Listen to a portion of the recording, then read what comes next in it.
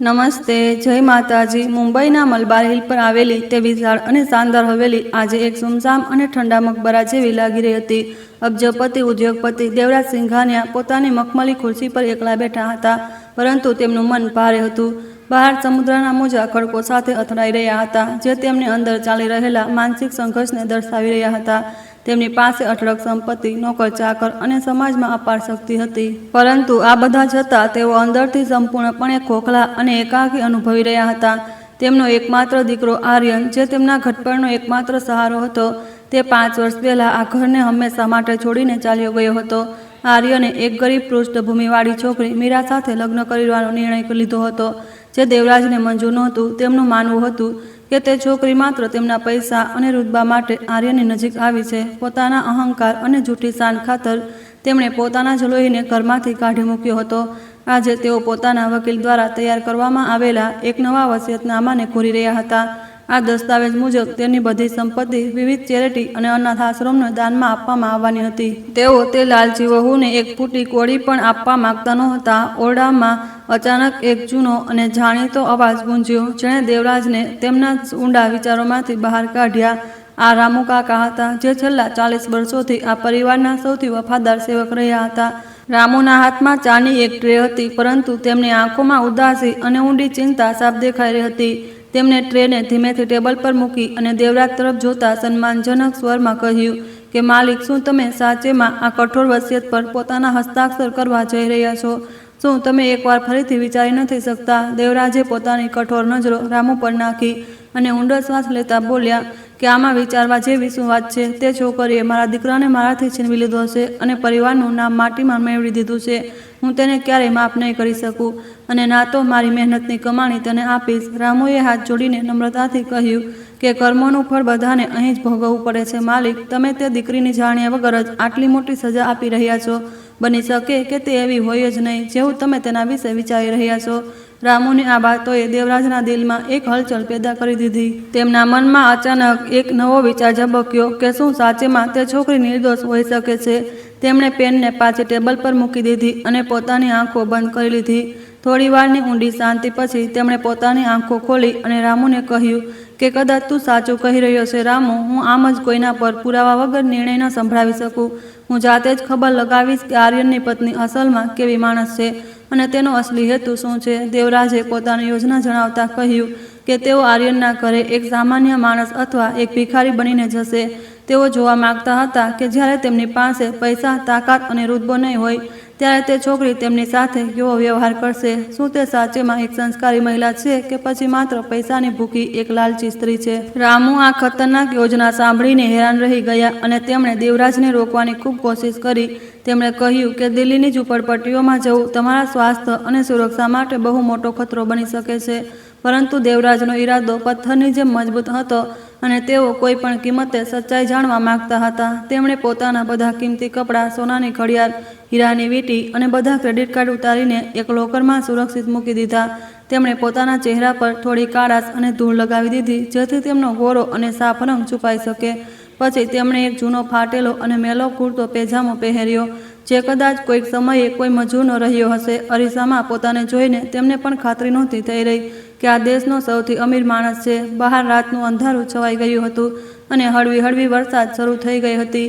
દેવરાજે પોતાની તિજોરીમાંથી માત્ર કેટલાક 100 રૂપિયા કાઢ્યા અને એક જૂના કાપડના થેલામાં મૂકી દીધા। તેમણે રામુને કડક સૂચના આપી કે તેમની આ યાત્રા વિશે કોઈને પણ જાણ ન થવી જોઈએ।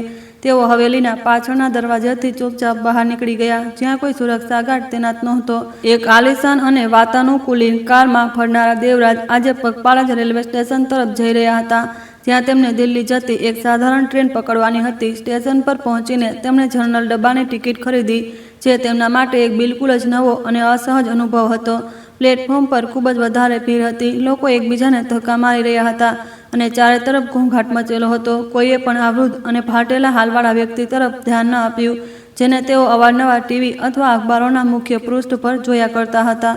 દેવરાજ ભીડની વચ્ચે કોઈક રીતે ટ્રેનમાં ચડવામાં સફળ રહ્યા, પરંતુ અંદર પગ મૂકવાની પણ જગ્યા નહોતી। તેમણે અહેસાસ થવા લાગ્યો હતો કે આ યાત્રા ખૂબ જ મુશ્કેલ થવાની છે। ટ્રેનના તે બદબૂદાર અને ગુંગળામણ ભર્યા ડબ્બામાં ઊભા રહીને દેવરાજને પહેલીવાર આ વાતનો ઊંડાણપૂર્વક અહેસાસ થયો કે દેશનો એક મોટો હિસ્સો કેવી ભયાનક ગરીબી અને સંઘર્ષમાં પોતાનું જીવન વિતાવી રહ્યો છે. તેમણે હંમેશા પોતાની વાતાનુકૂલિત દુનિયામાં બહારના સમાજને જોયો હતો, પરંતુ આજે તેઓ પોતે તે ક્રૂર અને કડવી સચ્ચાઈનો હિસ્સો બની ચૂક્યા હતા. ટ્રેનના ઝટકાઓની સાથે સાથે તેમના મનમાં અનેક પ્રકારના ઝટકા લાગી રહ્યા હતા. તેઓ વિચારી રહ્યા હતા કે શું આર્યન પણ છેલ્લા 5 વર્ષોથી આવી જ મુશ્કેલી જિંદગી જીવી રહ્યો હશે. જેમ જેમ ટ્રેન પોતાની મંજિલ તરફ આગળ વધી રહી હતી, દેવરાજના દિલના ધબકારા તેજ થતા જઈ રહ્યા હતા. તેમનું મન અનેક પ્રકારની આશંકાઓ અને સવાલોથી સંપૂર્ણપણે ઘેરાયેલું હતું. શું આર્યન તેમને આ હાલમાં જોઈને ઓળખી શકશે? શું મીરા તેમને પોતાના ઘરની અંદર એક રાત માટે આશરો આપશે કે પછી તેમને એક ભિખારી સમજીને ધક્કા મારીને બહાર કાઢી મૂકશે? આ બધા સવાલો તેમના મગજમાં હથોડાની જેમ વાગી રહ્યા હતા. તેઓ જાણતા હતા કે આ એક એવો નિર્ણય છે જે તેમના અને તેમના પરિવારના ભવિષ્યને હંમેશા માટે બદલી નાખશે. રાતભરની તે દર્દનાક અને થકવી દેનારી મુસાફરીએ દેવરાજને શરીરને સંપૂર્ણપણે તોડી નાખ્યું હતું. તેમની કમરમાં સખત દુખાવો થઈ રહ્યો હતો અને સતત ઊભા રહેવાને કારણે તેમના પગમાં પણ સોજો આવી ગયો હતો. પરંતુ તેમની અંદરની તે જૂની જીદ અને સચ્ચાઈ જાણવાની ઊંડી ઈચ્છા તેમને સતત આગળ વધવાની હિંમત આપી રહી હતી. તેઓ પોતાની હવેલીના તે સુમસામ અને ઠંડા માહોલથી બહુ દૂર આવી ચૂક્યા હતા, જ્યાં માત્ર પૈસા અને શક્તિ જ બધું મહત્વ ધરાવતા હતા, ભાવનાઓ અને સંબંધો નહીં. વહેલી સવારના પહેલા કિરણ સાથે ટ્રેન જૂની દિલ્હી રેલવે સ્ટેશન પર આવીને રોકાઈ. દેવરાજ થાકેલા કદમોથી નીચે ઉતર્યા અને સ્ટેશનની બહારની ભારે ભીડમાં સંપૂર્ણપણે ખોવાઈ ગયા. અહીંનો માહોલ મુંબઈથી બિલકુલ અલગ હતો. ચારે તરફ ધૂળ, ધુમાડો અને જીવનની એક તેજ ભાગદોડ સાફ દેખાઈ રહી હતી. તેમણે પોતાના ખિસ્સામાંથી તે જૂનો કાગળ કાઢ્યો જેના પર આર્યનના ઘરનું સરનામું લખેલું હતું. હવે તેમને તે અજાણી અને ગરીબ વસ્તીને શોધવાની હતી જ્યાં તેમનું પોતાનું લોહી એક અજનબીની જેમ રહી રહ્યું હતું.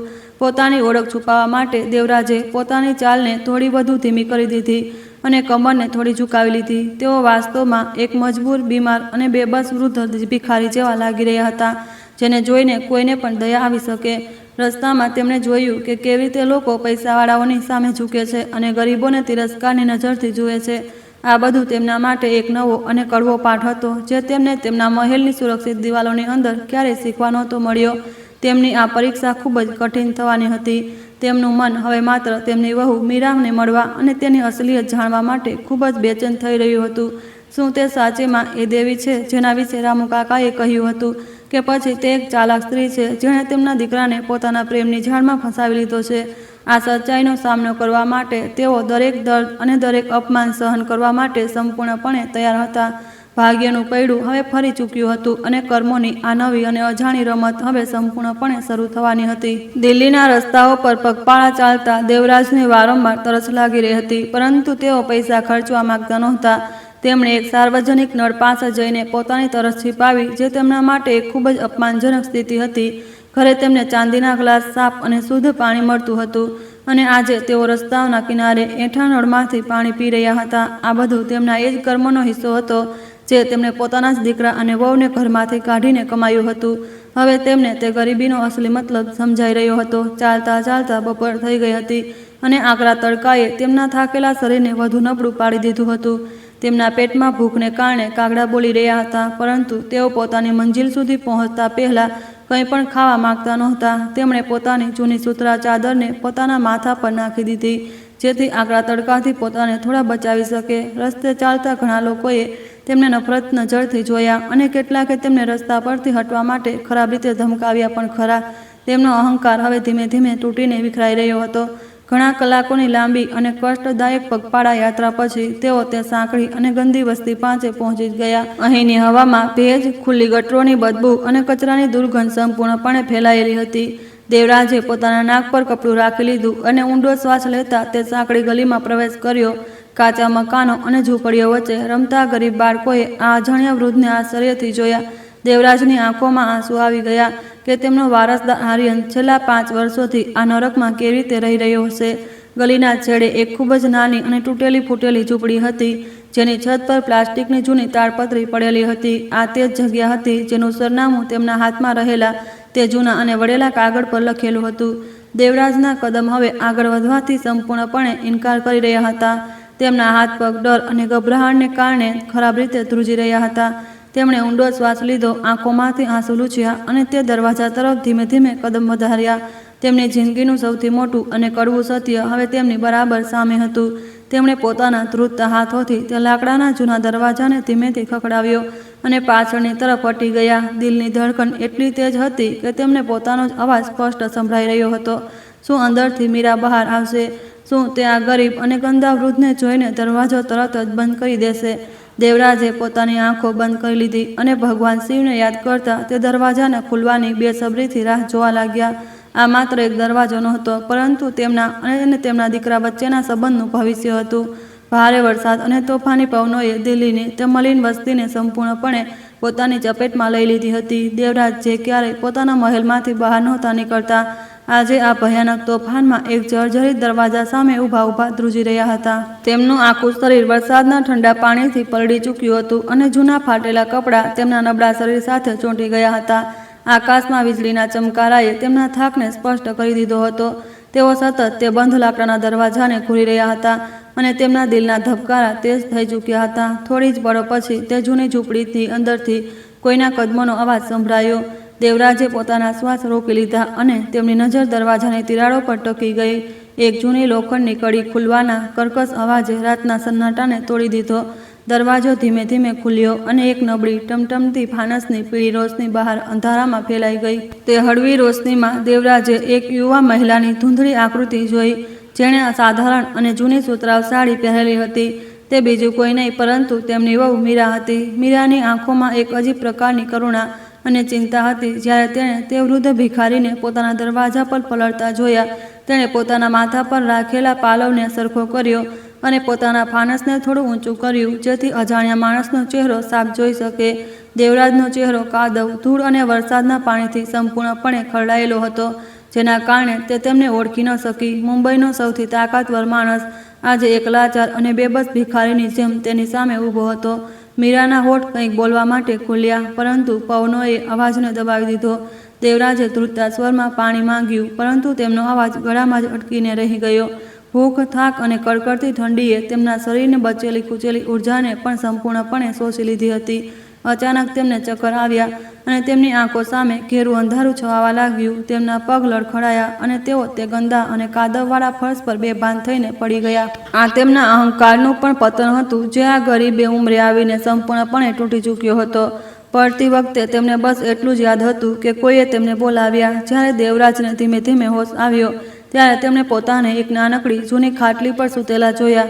તેમના શરીર પર એક જૂની પરંતુ ખૂબ જ સાફ સુથરા રજાઈ ઓઢાડવામાં આવી હતી, જે તેમને ઠંડીથી બચાવી રહી હતી. ઝૂંપડીની છત પરથી પાણીના કેટલાક ટીપાં ટપકી રહ્યા હતા, જેને રોકવા માટે નીચે એક જૂનું વાસણ મૂકવામાં આવ્યું હતું. ઓરડાના એક ખૂણામાં માટીના નાના ચૂલા પર કંઈક ઉકળી રહ્યું હતું, જેની હળવી ગરમીએ તે ઠંડા ઓરડામાં થોડી રાહત આપી હતી. આ બધું તેમના માટે ખૂબ જ અજાણ્યું હતું.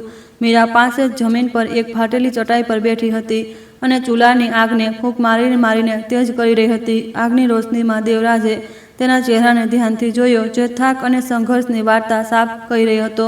તેના હાથમાં ઘણા ફોલ્લા પડેલા હતા, જે કદાચ કોઈ કારખાના અથવા ઘરોમાં કરવામાં આવેલી સખત મહેનતનું પરિણામ હતા. ક્યારેક જે છોકરીને તેમણે લાલચી અને પૈસાની ભૂખી કહી હતી, તે આજે ગરીબીમાં પણ એક દેવીની જેમ શાંત નજરે પડી રહી હતી. તેમણે પોતાની આંખો બંધ કરી લીધી અને તે વાતને યાદ કરવા લાગ્યો, જે રામુ કાકાએ હવેલીમાં કહી હતી, કર્મોનું ફળ બધાને અહીં જ ભોગવવું પડે છે. આ વાક્ય તેમના કાનમાં વારંવાર એક ચેતવણીની જેમ ગુંજી રહ્યું હતું. આજે તેમનું પોતાનું લોહી આર્યન આ ભયાનક ગરીબી અને કંગાળ સ્થિતિમાં જીવવા માટે સંપૂર્ણપણે મજબૂર હતો, અને આના જવાબદાર માત્ર તેઓ પોતે હતા. તેમના બધા પૈસા અને રૂતબો આજે એક પળ માટે પણ તેમના કોઈ કામમાં આવી રહ્યો નહોતો. તેમનું દિલ એક ઊંડા અપરાધબોધથી ભરાઈ ગયું હતું. ત્યારે જ મીરાએ વળીને જોયું અને જાણ્યું કે વૃદ્ધ વ્યક્તિ હવે હોશમાં આવી ચૂક્યો છે. તે તરત જ પોતાની જગ્યા પરથી ઉઠી અને એક જૂના પિત્તળના ગ્લાસમાં થોડું ગરમ પાણી લઈને તેમની પાસે આવી. તેણે ખૂબ જ કોમળતા અને સન્માન સાથે દેવરાજના માથાને પોતાના હાથોથી ટેકો આપ્યો અને તેમને ધીમે ધીમે પાણી પીવડાવ્યું. પાણીનો તે એક એક ઘૂંટડો દેવરાજના સૂકા ગળામાં અમૃતની જેમ લાગી રહ્યો હતો. મીરાની આંખોમાં કોઈ ડર કે નફરત નહોતી, બલકે સાચી સેવાની ઊંડી આસ્થા સાફ ઝળકી રહી હતી. મીરાએ પોતાના મીઠા અને શાંત અવાજમાં પૂછ્યું કે બાબા, તમે કોણ છો અને આ ભયાનક તોફાનમાં અહીં કેવી રીતે પહોંચ્યા? દેવરાજ એક પળ માટે ગભરાઈ ગયા. તેમને લાગ્યું કે ક્યાંક મીરાએ તેમની અસલી ઓળખ તો નથી જાણી લીધી ને, પરંતુ તેમને પોતાને સંભાળ્યા અને જૂઠું બોલતા કહ્યું કે તેઓ એક ગરીબ અને લાચાર મુસાફર છે, જે કામની શોધમાં આ મોટા શહેરમાં આવ્યા હતા તેમના બધા પૈસા અને સામાન રસ્તામાં ક્યાંક ચોરાઈ ગયો છે અને હવે તેમની પાસે રહેવા માટે જગ્યા બચી નથી.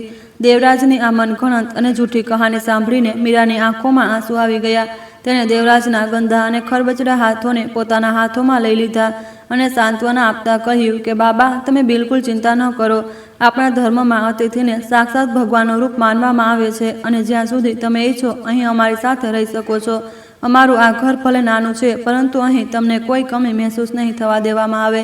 આ સાંભળીને દેવરાજનું પાષાણ હૃદય એકવાર ફરીથી કંપી ઉઠ્યું. મીરા ઉઠી અને ચૂલા પાસેથી એક નાનકડી વાટકીમાં થોડી દાળ અને 2 સૂકી રોટલી લઈને પાછી આવી. આ તે રાત માટે ઘરમાં રહેલા આ જમવાનો આખરી હિસ્સો હતો, જે કદાચ તેણે પોતાના કે આર્યન માટે બચાવીને રાખ્યો હતો. તેણે તે ભોજન ખૂબ જ આદર અને સત્કાર સાથે દેવરાજની સામે રાખ્યું અને તેમને જમવાનો આગ્રહ કર્યો. દેવરાજે ધ્યાન આપ્યું કે દાળ પાણી જેવી પાતળી હતી અને રોટલીઓ પણ બળેલી હતી, પરંતુ તે ભોજન તેમના માટે દુનિયાના સૌથી સ્વાદિષ્ટ વ્યંજનો કરતાં પણ ચડિયાતું હતું.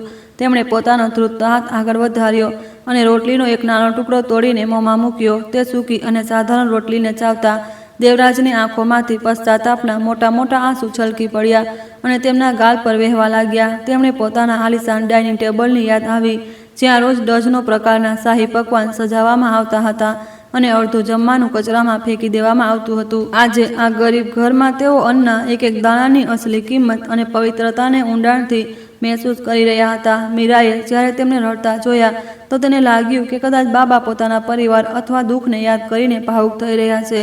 તેણે પોતાની સાડીના પાલવથી તેમના આંસુ લૂછ્યા અને તેમને ધીરજ બંધાવતા કહ્યું કે બાબા, તમે રડો નહીં. ભગવાન બધું જલ્દી ઠીક કરી દેશે.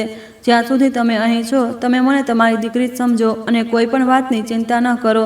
એક એવી છોકરી જેને તેમણે ઘરમાંથી અપમાનિત કરીને કાઢી મૂકી હતી, આજે તે છોકરી તેમના પોતાના પિતા માની રહી હતી. દેવરાજે જમવાનું પૂરું કર્યું અને ચૂપચાપ તે નાનકડી ખાટલી પર સૂઈ ગયા. બહાર હજુ પણ તોફાન શાંત થવાનું કોઈ નામ નહોતું લઈ રહ્યું અને તેજ પવનો ઝૂંપડીની જૂની ટીનને છતને સતત હલાવી રહ્યા હતા. ઓરડાના બીજા ખૂણામાં મીરા જમીન પર એક જૂની શેતરંજી પાથરીને સૂઈ ગઈ હતી, કારણ કે ઘરમાં માત્ર એક જ ખાટલી હતી જે તેણે દેવરાજને આપી દીધી હતી. દેવરાજ આ મહાન બલિદાન અને નિસ્વાર્થ પ્રેમને જોઈને સંપૂર્ણપણે સ્તબ્ધ હતા. તેમને ઊંઘ નહોતી આવી રહી અને તેઓ મીરાને જોઈ રહ્યા હતા. રાતના પાછલા પ્રહરમાં પવનનો જોર થોડો ઓછો થયો, પરંતુ દેવરાજના મગજમાં વિચારોનું તોફાન સતત ચાલી રહ્યું હતું. તેમણે હંમેશા પોતાની દોલત અને પોતાના વ્યાપારિક સામ્રાજ્ય પર ખૂબ અભિમાન કર્યું હતું, પરંતુ આજે તેમને પહેલીવાર પોતાની અસલી ઓકાત સમજાઈ રહી હતી. એક ગરીબ અને અભણ છોકરીએ તેમને ઇન્સાનિયત અને ધર્મનો એ પાઠ ભણાવ્યો હતો જે મોટા મોટા જ્ઞાનીઓ પણ નહોતા શીખવાડી શકતા. તેઓ વિચારી રહ્યા હતા કે સવાર પડવા પર તેઓ આર્યનનો સામનો કેવી રીતે કરશે જ્યારે તે કામ પરથી પાછો આવશે. જેમ જેમ સવારનો સમય નજીક આવી રહ્યો હતો, દેવરાજના શરીરમાં વરસાદમાં પલળવાને કારણે હળવો તાવ આવવા લાગ્યો હતો. તેમનું શરીર દર્દથી તૂટી રહ્યું હતું અને તેમને ઠંડી લાગી રહી હતી. મીરા જે જમીન પર સૂતી હતી તે તેમની બેચેનીને પામી ગઈ અને તરત ઊભી થઈ ગઈ. તેને એક જૂની એલ્યુમિનિયમની તપેલીમાં થોડું પાણી ઉકાળ્યું અને તેમાં થોડા તુલસીના પાન નાખીને એક ઉકાળો તૈયાર કર્યો. આ બધું તે કોઈ પણ ફરિયાદ વગર કરી રહી હતી, જાણે આ તેનો ધર્મ હોય. તેને તે ગરમ ઉકાળો દેવરાજને પીવા માટે આપ્યો. ઉકાળાની ગરમાશથી દેવરાજના શરીરને ઘણી રાહત પહોંચી અને તેમના ધ્રુજતા હાથ થોડા સ્થિર થઈ ગયા. મીરાએ તેમને કહ્યું કે તમે આરામ કરો બાબા, જ્યાં સુધી આર્યન કામથી પરથી પાછો ન આવી જાય. હું તમારી દેખભાળ કરીશ. આર્યનનું નામ સાંભળતા દેવરાજનું દિલ ધડકવા લાગ્યું. તેમણે પૂછ્યું કે બેટા, આર્યન શું કરે છે અને તે આટલી મોડી રાતે ઘરે કેમ નથી? આ સવાલ પૂછતી વખતે પિતાની ઊંડી ચિંતા ઝળકી રહી હતી. મીરાના ચહેરા પર એક ઉદાસી છવાઈ ગઈ અને તેણે ઊંડો શ્વાસ લેતા જણાવ્યું કે આર્યન એક કપડાના કારખાનામાં રાતની પાળીમાં કામ કરે છે. તે ખૂબ મહેનત કરે છે જેથી તેઓ બંને આ મોટા શહેરમાં કોઈક રીતે પોતાનું ગુજરાન ચલાવી શકે. તે પોતાના કામ પ્રત્યે ખૂબ જ ઈમાનદાર છે અને ક્યારેય હાર નથી માનતો. મીરાની વાર્તામાં આર્યન માટે એક ઊંડું સન્માન અને પ્રેમ હતો, જે કોઈ પણ દોલત કરતાં ક્યાંય વધુ કિંમતી હતો. દેવરાજ આ બધું સાંભળીને અંદરથી જ ખૂબ જ વધારે રડવા માંગતા હતા. તેઓ કપડાના કારખાનાના માલિક હતા, દેશના સૌથી મોટા ટેક્સટાઇલ ટાઇકૂન, અને તેમનો પોતાનો દીકરો આજે થોડા રૂપિયા માટે કોઈ બીજાના કારખાનામાં રાત દિવસ મજૂરી કરી રહ્યો હતો. આ વિચાર તેમના મનને કોઈ તેજ અને અણીદાર ખંજરની જેમ ખરાબ રીતે ચીરી રહ્યો હતો. તેમણે આર્યનને નાનપણથી જ રાજકુમારોની જેમ ઉછેર્યો હતો અને આજે તે આ ગંદી વસ્તીમાં એક મજૂરની જેમ પોતાની જિંદગી વિતાવી રહ્યો હતો. અને આ બધાનું એકમાત્ર કારણ તેમનો પોતાનો જૂઠો અહંકાર અને જીદ હતી, સવારના પહેલા કિરણે ઝૂંપડીના તૂટેલા દરવાજામાંથી અંદર પ્રવેશ કર્યો. વરસાદ હવે સંપૂર્ણપણે રોકાઈ ચૂક્યો હતો અને બહાર પક્ષીઓનો કલ્લવ સાંભળાવા લાગ્યો હતો. મીરાએ સવારની પૂજા માટે ભગવાનની નાનકડી મૂર્તિ સામે એક દીવો પ્રગટાવ્યો અને પ્રાર્થના કરવા લાગી. તેના ચહેરા પર એક અલૌકિક શાંતિ હતી જે દેવરાજે પહેલાં ક્યારેય કોઈ માણસમાં નહોતી જોઈ. તે એક દેવી લક્ષ્મીની જેમ લાગી રહી હતી જે કોઈ પણ સ્વાર્થ વગર બધું ન્યોછાવર કરી દે. દેવરાજ ચૂપચાપ ખાટલી પર સૂતા સૂતા મીરાની આ પૂજા અને તેની પ્રાર્થનાને ખૂબ ધ્યાનથી જોઈ રહ્યા હતા. તેમની અંદરનો કઠોર અને અહંકારી વેપારી હવે સંપૂર્ણપણે પીગળીને એક લાચાર અને પશ્ચાતાપી પિતામાં બદલાઈ ચૂક્યો હતો. તેઓ એ સચ્ચાઈ સ્વીકારી ચૂક્યા હતા કે તેમણે મીરાને સમજવામાં ખૂબ મોટી અને ભયાનક ભૂલ કરી છે. તેઓ તે વસિયત વિશે વિચારી રહ્યા હતા જે તેમણે મુંબઈમાં વકીલને બનાવવા માટે કહી હતી. તેઓ હવે દ્રઢ નિશ્ચય કરી ચૂક્યા હતા. અચાનક બહારની ગલીમાંથી કોઈના ભારે કદમોનો તેજ અવાજ સંભળાયો જે સીધો તેમની ઝૂંપડી તરફ જ વધી રહ્યો હતો. મીરા તરત દરવાજા તરફ દોડી અને તેના ચહેરા પર એક હળવી મુસ્કાન અને સુકૂનની ચમક આવી ગઈ. દેવરાજ સમજી ગયા કે તેમનો દીકરો આર્યન કારખાનામાંથી રાતની કઠિન ડ્યુટી પૂરી કરીને પાછો ફરી આવ્યો છે. તેમનું દિલ તેજીથી ધડકવા લાગ્યું અને તેમના સૂકા હોઠો પર આર્યનનું નામ આવી ગયું. તેઓ આ મુલાકાત માટે તૈયાર નહોતા. આ મોટી પરીક્ષા હતી. દરવાજો ખુલ્યો અને એક લાંબો થાકેલો પરંતુ મજબૂત ઈરાદાવાળો યુવક ઝૂંપડીની અંદર દાખલ થયો. તેના કપડા પર મશીનના તેલ અને ગ્રીસના કાળા નિશાન લાગેલા હતા અને તેની આંખોમાં રાતભર જાગવાનો ઊંડો થાક સાફ દેખાઈ રહ્યો હતો. તે આર્યન હતો જેને દેવરાજ હંમેશા રેશમી ગાદલાઓ પર સુડાવ્યો હતો. તેને આ ફાટેલી હાલત અને થાકેલી સ્થિતિમાં જોઈને દેવરાજનો આત્મા સંપૂર્ણપણે કાંપી ઉઠ્યો. આર્યને ઓરડાની અંદર પગ મૂકતા જ તે અજાણ્યા વૃદ્ધ વ્યક્તિને જોયા. આર્યને ખૂબ જ વિનમ્રતાથી મીરા તરફ જોયું અને પોતાની આંખોના ઇશારાથી તે વૃદ્ધ વ્યક્તિ વિશે પૂછ્યું. મીરાએ આર્યનને એક તરફ લઈ જઈને રાતના તોફાન અને તે અજાણ્યા ભિખારીની પૂરી કહાની ટૂંકમાં જણાવી દીધી. તેણે એ પણ જણાવ્યું કે કેવી રીતે આ વૃદ્ધ માણસ ભૂખ અને ઠંડીથી બેભાન થઈને પડી ગયા હતા. આર્યને કોઈ સવાલ કર્યા વિના શાંતિથી માથું હલાવ્યું. તેણે કહ્યું કે તે બિલકુલ સાચું કર્યું. મીરા, કોઈ જરૂરિયાતમંદની મદદ કરવી જ આપણો ધર્મ છે. આર્યને તે વૃદ્ધ અને નબળા માણસ તરફ ખૂબ જ કરુણાભરી નજરોથી જોયું. તેમના ચહેરા પર ધૂળ અને કાળાશ લાગેલી હતી જેના કારણે આર્યન પોતાના જ પિતાને બિલકુલ ઓળખી ન શક્યો. આર્યન તેમની પાસે જઈને ખૂબ જ કોમળતાથી કહ્યું કે બાબા, તમારે આ આંધી તોફાનમાં બહાર જવાની કોઈ જરૂર નથી. જ્યાં સુધી તમે સંપૂર્ણપણે સાજા ન થઈ જાઓ તમે અમારા આ નાનકડા ઘરમાં આરામથી રહી શકો છો. દેવરાજ પોતાના દીકરાની આ મહાન દયાળુતા જોઈને અંદરને અંદર ખૂબ જોરથી રડી પડ્યા. આર્યનના તે કઠોર હાથ અને તેની થાકેલી આંખો તેના કઠિન જીવનના સંઘર્ષની પૂરી કહાની સ્પષ્ટ રૂપથી બયાન કરી રહી હતી. આર્યન જમીન પર પાથરેલી જૂની શતરંજી પર બેસી ગયો. મીરાએ તેને રાતની બચેલી એક સૂકી રોટલી અને થોડી પાતળી દાળ પીરસી. દેવરાજ આ બધું પોતાની ખાટલી પરથી ચૂપચાપ જોઈ રહ્યા હતા. તેમને સારી રીતે ખબર હતી કે કારખાનામાં ભારે મશીનો ચલાવતા એક યુવા મજૂર માટે આ થોડું જમવાનું બિલકુલ પણ પૂરતું નથી. મીરાએ આર્યન પાસે માફી માંગતા કહ્યું કે આજે ઘરમાં રાશન સંપૂર્ણપણે ખતમ થઈ ગયું છે. આર્યને મુસ્કુરાવતા જવાબ આપ્યો કે તારા હાથના આ સાદા ભોજનમાં જે સાચો સ્વાદ અને પ્રેમ છે તે દુનિયાના કોઈ પણ મોટા અને શાહી પકવાનમાં ક્યારેય ન મળી શકે. પોતાનું તે સામાન્ય જમવાનું પૂરું કર્યા પછી આર્યન તરત ઊભો થઈ ગયો. તેણે મીરાને કહ્યું કે તેને હવે દિવસની બીજી નોકરી માટે પણ જવાનું છે કારણ કે મકાનનું ભાડું ચૂકવવાનો સમય નજીક આવી ગયો છે. આ દર્દનાક સચ્ચાઈ સાંભળીને દેવરાજનું દિલ ખરાબ રીતે હચમચી ગયું. સિંઘાનિયા ખાનદાનનો એકમાત્ર વારસદાર આજે થોડા રૂપિયા માટે રાત દિવસ બેવડી મજૂરી કરવા માટે સંપૂર્ણપણે મજબૂર હતો. આર્યનના ગયા પછી મીરા ઘરના કામોમાં લાગી ગઈ. તેણે વાસણો સાફ કર્યા અને કપડાં ધોવા બહાર ચાલી ગઈ. દેવરાજે ખાટલી પર આંખો બંધ કરીને સૂવાનું નાટક કરી રહ્યા હતા પરંતુ તેમનું મન અપરાધબોધથી આગમાં સળગી રહ્યું હતું. આવનારા થોડા દિવસો દેવરાજ માટે ઊંડા અપરાધબોધ અને પશ્ચાતાપથી ભરેલા હતા. તેમણે તે નાનકડી ઝૂંપડીમાં રહીને તે બંનેની ભયંકર ગરીબી અને રોજબરોજના કઠિન સંઘર્ષને ખૂબ જ નજીકથી જોયો. દેવરાજે ધ્યાન આપ્યું કે મીરા અવારનવાર પોતાના હિસ્સાનું ભોજન તેમને અને આર્યનને ખવડાવી દેતી હતી.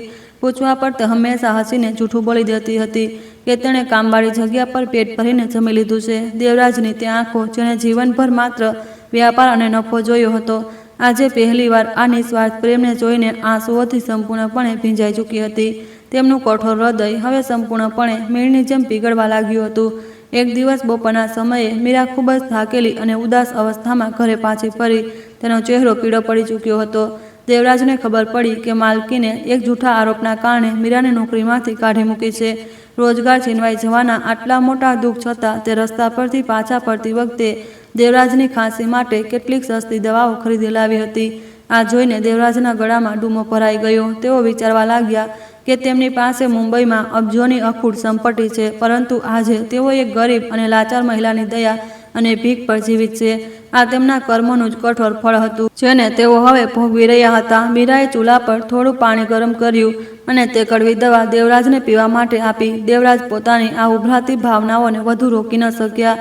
તેમણે ભરાયેલા ગળાથી મીરાને કંઈ પૂછી લીધું કે દીકરી, તું મારા જેવા એક અજાણ્યા અને ગંદા ભિખારી માટે આટલી તકલીફ કેમ ઉઠાવી રહી છે?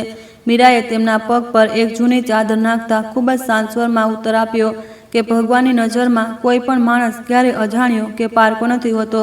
કોઈ પણ અસહાય અને બીમાર વ્યક્તિની નિસ્વાર્થ ભાવથી સેવા કરવી આજ આપણા પવિત્ર શાસ્ત્રોમાં જણાવવામાં આવેલો સૌથી મોટો અને સાચો ધર્મ છે. દેવરાજને તે મનહૂસ દિવસ સારી રીતે યાદ આવી ગયો જ્યારે તેમણે આ બંનેને ધક્કા મારીને પોતાના આલિશાન ઘરમાંથી બહાર કાઢી મૂક્યા હતા. તેમણે ભરી મહેફિલમાં મીરાને એક લાલચી સ્ત્રી કહી હતી. તેણે માત્ર દોલત માટે તેમના દીકરાને પોતાની જાળમાં ફસાવ્યો હતો. આજે તે સ્ત્રી પોતાના ખિસ્સાનો છેલ્લો રૂપિયો પણ એક અજાણ્યા ભિખારીની દવા પર કોઈ પણ ખચકાટ વિના ખર્ચી રહી હતી. મુંબઈમાં દેવરાજના જેટલા પણ અમીર મિત્રો અને સંબંધીઓ હતા તે બધા માત્ર તેમના પૈસાને પ્રેમ કરતા હતા, પરંતુ અહીં આ ઘોર ગરીબીમાં તેમને બિલકુલ સાચો અને પવિત્ર માનવીય પ્રેમ મળી રહ્યો હતો. ધીમે ધીમે રાતનું ઘેરું અંધારું છવાવા લાગ્યું. આર્યન એકવાર ફરી ખૂબ મોડો થાકેલો હાર્યો ઘરે પાછો ફર્યો. તેના આખા શરીરમાંથી પરસેવો અને કારખાનાના ગ્રીસની તેજ બદબૂ આવી રહી હતી. તેણે પોતાના ખિસ્સામાંથી આખા દિવસની મજૂરીની કેટલીક મુજરાયેલી અને વાળેલી નોટો કાઢી અને મીરાના હાથમાં મૂકી દીધી. તે માત્ર કેટલાક 100 રૂપિયા જ હતા. મીરાએ તે જૂની નોટોને ખૂબ જ સાવધાનીથી ગણી. તેને તેમાંથી થોડા પૈસા મકાનના ભાડા માટે અલગ રાખ્યા, થોડા રાશન માટે અને એક નાનો હિસ્સો તે બીમાર વૃદ્ધ બાબા માટે થોડી નરમ અને સારી બ્રેડ લાવવા માટે અલગ કાઢીને ડબ્બામાં છુપાવી દીધા. દેવરાજ પોતાની ખાટલી પરથી પૈસાની આ વહેંચણીને ખૂબ જ ધ્યાનથી જોઈ રહ્યા હતા. તેમને સંપૂર્ણ રીતે અહેસાસ થઈ ગયો હતો કે આ નાનકડો પરિવાર જીવતા રહેવા માટે દરરોજ એક ભયાનક યુદ્ધ લડી રહ્યો છે. તેમ છતાં તેમના ચહેરાઓ પરથી ભાગ્યથી કોઈ ફરિયાદ નથી. આર્યને બહાર જઈને ઠંડા પાણીથી પોતાનું મોં ધોયું અને દેવરાજ પાસે આવીને બેસી ગયો. તેણે ખૂબ જ આત્મીયતાથી તેમના સ્વાસ્થ્ય વિશે પૂછ્યું. એક લાચાર પિતાનું તડપતું દિલ ઈચ્છી રહ્યું હતું કે તે તરત પોતાના દીકરાને કસીને ગળે લગાવી લે અને ધ્રુસકે રડે, પરંતુ દેવરાજે કોઈક રીતે પોતાના ખારા આંસુઓને અંદરને અંદર પી લીધા. વાતો જ વાતોમાં આર્યન પોતાના બાળપણ અને ભૂતકાળની જૂની યાદોમાં સંપૂર્ણપણે ખોવાઈ ગયો. તે એ વાતથી બિલકુલ અજાણ હતો કે તે પોતાના જ કઠોર પિતા સાથે વાત કરી રહ્યો છે. તેણે એક ઊંડો શ્વાસ લેતા કહ્યું કે મારા પિતા વાસ્તવમાં એક ખૂબ જ સફળ ઇન્સાન છે, પરંતુ દોલત અને જૂઠી શાનની ઝાકમઝાળે તેમને સંપૂર્ણપણે આંધળા કરી દીધા છે. આર્યને કહ્યું કે મારા પિતાને બિલકુલ નફરત નથી કરતો. બસ હું ઈચ્છતો હતો કે કાશ તેઓ ક્યારેક મીરાના આ શુદ્ધ હૃદયથી તે સાચી દોલતને જોઈ શકતા, જે દુનિયાના દરેક ખજાના કરતાં ક્યાંય વધુ મૂલ્યવાન અને બેદાગ છે. આર્યનના મોંમાંથી નીકળેલા આ ક્ષમાશીલ અને પ્રેમભર્યા શબ્દો સાંભળીને દેવરાજની છાતીમાં ખૂબ જ તીવ્ર પીડા થઈ. તેમનો પોતાનો દીકરો, જેણે તેમને આટલો ખરાબ રીતે કોસ્યો હતો અને જહાગીરમાંથી બેદખલ કરીને ઘરમાંથી કાઢી મૂક્યો હતો, તે આજે પણ તેમના માટે પોતાના મનમાં કોઈ નફરત કે દ્વેષ રાખતો નહોતો. દેવરાજને હવે પોતાના તે બધા જૂના પાપો અને ભયાનક ભૂલોનો બોજ હિમાલય પર્વત કરતાં પણ વધુ ભારે લાગવા માંડ્યો હતો. તેમણે તરત જ પોતાની આંખો બંધ કરી લીધી અને ગાઢ નિંદ્રામાં સૂવાનો ખોટો ઢોંગ કરવા લાગ્યા. જ્યારે તેમની બંધ પાપણોમાંથી પશ્ચાતાપનું એક ખારું આંસુ ચૂપચાપ વહીને નીચેની ગંદી ચાદર પર ટપકી પડ્યું. બીજી સવારે સૂરજ ઉગતા જ મીરાએ દેવરાજ માટે એક નાની કટોરીમાં થોડી પાતળી દાળ અને એક સૂકી રોટી તૈયાર કરી. દેવરાજને સારી રીતે ખબર હતી કે હવે આ આખા ઘરમાં ખાવા માટે ફક્ત આ જ ભોજન બચ્યું છે. તેમણે ખૂબ જ દુઃખી અને મીરાને કહ્યું કે બેટી, તું આને ખાઈ લે, મને હજી બિલકુલ ભૂખ લાગી નથી. પરંતુ મીરાએ પોતાની એ જ મીઠી સ્મિત સાથે જવાબ આપ્યો કે બાબા, તમે મારી ચિંતા ન કરો, મેં મારા ભાગનું ભોજન રસોઈમાં પહેલેથી જ રાખી લીધું છે. તે તેમના આત્મસન્માનની રક્ષા કરવા માટે ફરી એકવાર આ પવિત્ર જૂઠ બોલી રહી હતી. મીરાની આ વાતની સચ્ચાઈને ચકાસવા માટે જ્યારે તે કપડાં સૂકવવા બહાર ગઈ, ત્યારે દેવરાજ ધીમેથી પોતાની ખાટમાંથી ઊભા થયા. તેમણે લથડતા પગલે તે નાની અને અંધારી રસોઈની અંદર ડોકિયું કરીને જોયું. ત્યાં ખાવાનો એક નાનો દાણો પણ નહોતો. રસોઈમાં રાખેલા ખાલી સ્ટીલના ડબ્બા દેવરાજની તે વિશાળ સંપત્તિની જોરથી મજાક ઉડાવી રહ્યા હતા. તે એક બિલકુલ અજાણ્યા અને બીમાર વૃદ્ધને જીવતો રાખવા માટે પોતાને ભૂખી મારી રહી હતી। આ ભયાનક દ્રશ્ય દેવરાજના ઘમંડી ચહેરા પર એક ખૂબ જ સણસણતો અને જોરદાર તમાચો હતો, જેનો દર્દનાક પડઘો સીધો તેમની પાપી આત્મા સુધી પહોંચી ગયો હતો। દેવરાજ પોતાના ધ્રુજતા પગલે પાછા વળીને પોતાની ખાટ પર બેસી ગયા। અપરાધ બોધ અને ભયંકર શરમજનકતાના કારણે તેમનું માથું સંપૂર્ણપણે ચકરાઈ રહ્યું હતું। તેમણે પોતાના પલંગની પાસે રાખેલા તે ભોજનના કટોરાને ખૂબ જ આદરપૂર્ણ નજરોથી જોયો। હવે આ તેમના માટે ફક્ત સૂટી રોટી અને પાતળી દાળ નહોતી, પરંતુ આ સાક્ષાત એક દેવીના મહાન બલિદાનનું સૌથી શુદ્ધ સ્વરૂપ હતું। તેમણે પોતાના ખરાબ રીતે ધ્રુજતા હાથોથી તે ભોજન ગ્રહણ કર્યું।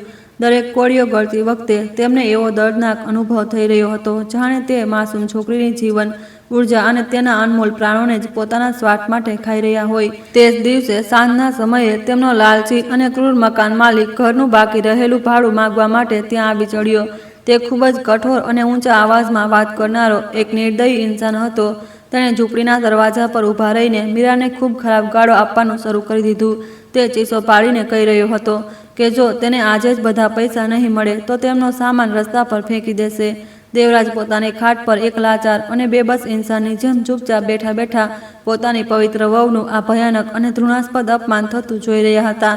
તે ક્રોધ અને દુઃખથી લોહીના આંસુ પી રહ્યા હતા। મીરાએ રડતા રડતા પોતાના બંને હાથ જોડી દીધા અને તે નિર્દયી મકાન માલિકની સામે ખૂબ ગીડગીડાઈ। તેણે તેને પોતાની છૂટી ગયેલી નોકરી વિશે જણાવ્યું અને ફક્ત એક વધુ અઠવાડિયાની મોહલત આપવાની ભીખ માંગી। તેમણે કસમ ખાતા કહ્યું કે આર્યન દિવસ રાત 2 શિફ્ટમાં મહેનત કરી રહ્યો છે અને તેઓ જલ્દી તેના એક એક પૈસા ચૂકવી દેશે। તે ક્રૂર માણસે મીરાના વહેતા આંસુઓની ખૂબ જ ખરાબ મજાક ઉડાવી અને તીખા મહેણા માર્યા, પરંતુ પાડોશીઓની ભીડ ભેગી થતી જોઈને તે અંતે તેમને ફક્ત 3 દિવસનો સમય આપવા માટે રાજી થઈ ગયો અને ત્યાંથી ગુસ્સામાં બબડતો ચાલ્યો ગયો। તે લાલચી મકાન માલિકના ત્યાંથી ગયા પછી મીરા સંપૂર્ણપણે તૂટી ગઈ અને જમીન પર પડીને ધ્રુજકે રડવા લાગી। તેનું આ ગહન દુઃખ જોઈને દેવરાજનું લોહી ઉકળી રહ્યું હતું। તે ચાહતા હતા કે પોતાના જોડામાં છુપાયેલી પૈસાની ગડી કાઢીને તે નીચ માણસના મોં પર મારે અને તેની ઓકાત બતાવી દે, પરંતુ ત્યારે તેને પોતાની તે કઠિન યોજના યાદ આવી ગઈ જેના માટે તે મુંબઈથી અહીં આવ્યા હતા। તેમને આ દર્દનાર નાટકને અંત સુધી જોવું જ હતું। તે મીરાની અચ્છાઈ, તેના ત્યાગ અને તેના સાચા ધર્મની અંતિમ સીમાને સંપૂર્ણપણે ચકાસવા માગતા હતા, ભલે તેના માટે તેમને પોતાને કેટલું પણ રોકાવું પડે। જ્યારે મોડી રાત્રે આર્યન કામથી પાછો ફર્યો ત્યારે મીરાએ તરત જ પોતાના બધા આંસુ લૂછી લીધા અને પોતાના ગહન દુઃખને સંપૂર્ણપણે છુપાવી લીધું। તેણે ચહેરા પર એક ખોટું સ્મિત સજાવીને તેને તેજ બચેલી પાતળી દાળ અને રોટી પ્રેમથી પીરસી। તેણે આર્યનને મકાન માલિકની ગાળો અને તે ભયાનક અપમાન વિશે એક શબ્દ પણ ન જણાવ્યું। તે સારી રીતે જાણતી હતી કે આ ખરાબ ખબર તેણે તણાવગ્રસ્ત પતિને અંદરથી સંપૂર્ણપણે તોડી દેશે। દેવરાજે પોતાની વહુના આ મૂક બલિદાન અને પોતાના પતિની માનસિક રક્ષા કરવાના આ પવિત્ર પ્રયાસને ખૂબ જ ગહેરાઈ અને સન્માન સાથે મહેસૂસ કર્યો। આ એક સાચી પત્નીનો ધર્મ હતો। સતત ઘણા દિવસોની આ ભયાનક ભૂખમરી અને કમજોરીએ હવે દેવરાજના વૃદ્ધ શરીર પર પોતાની અસલી અસર બતાવવાનું શરૂ કરી દીધું હતું। હવે તે ફક્ત બીમાર હોવાનો ખોટો ઢોંગ નહોતા કરી રહ્યા, પરંતુ તેમનું શરીર પોષણની કમી અને વસ્તીના કઠોર વાતાવરણના કારણે અંદરથી ખરેખર તૂટી રહ્યું હતું। તે જ રાત્રે તેમને ખૂબ તેજ તાવ આવ્યો અને તેમનું શરીર આગની જેમ તપવા લાગ્યું। મીરાએ પોતાની ઊંઘ અને થાકથી બિલકુલ પરવા ન કરી। તે આખી રાત તેમની પાસે બેસી રહી અને તેમના તપતા માથા પર ઠંડા પાણીની પટ્ટીઓ મૂકતી રહી, જેથી તે અજાણ્યા અને બેબસ બાબાનો કોઈ પણ રીતે જીવ બચાવી શકાય। તેજ તાવ અને બેહોશીની હાલતમાં દેવરાજે બબડતા પોતાની સ્વર્ગીય પત્નીનું નામ પોકાર્યું। મીરાએ તેમના મોંમાંથી તે દર્દભર્યું નામ સાંભળ્યું અને તેને લાગ્યું કે બાબા આ કઠિન સમયમાં પોતાના પરિવારને યાદ કરી રહ્યા છે। તેમણે ખૂબ જ કોમળતાથી તેમના વાળમાં આંગળીઓ ફેરવી અને તેમને એક સગી દીકરીની જેમ સાંત્વના આપવા લાગી। દેવરાજને તે પળ એક એવી અદ્ભુત અને શાંતિપૂર્ણ ગરમાહટ મહેસૂસ થઈ જે તેમણે પોતાની પત્નીના મૃત્યુ પછી ક્યારેય મહેસૂસ નહોતી કરી। તેમને સારી રીતે સમજાઈ ગયું કે આ ગરીબ અને ફાટેલી છોકરી પાસે ખરેખર અપાર આધ્યાત્મિકતા અને ભાવનાત્મક સંપત્તિ છે જેને પૈસાથી ખરીદી શકાતી નથી। બીજી સવારે જ્યારે સૂર્યના કિરણો ઝૂંપડીમાં આવ્યા ત્યારે દેવરાજનો તાવ અમુક હદ સુધી તૂટી ચૂક્યો હતો, પરંતુ તે હજી પણ ખૂબ જ વધારે કમજોર હતા। આર્યને કામ પર નીકળતા પહેલા મીરાને ધીમા અવાજમાં કહ્યું કે તે આજે પોતાના કારખાનાના માલિક પાસે થોડા પૈસાનું એડવાન્સ માંગશે। તેણે કહ્યું કે આ પૈસાથી તે મકાનનું અટકેલું ભાડું ચૂકવશે અને બાબા માટે સારી દવાઓ લાવશે। આ સાંભળીને દેવરાજનું દિલ ફરી એકવાર ભારે થઈને ગહેરાઈમાં ડૂબવા લાગ્યું। તે વેપાર જગતના તે ક્રૂર કારખાનાના માલિકને સારી રીતે જાણતા હતા।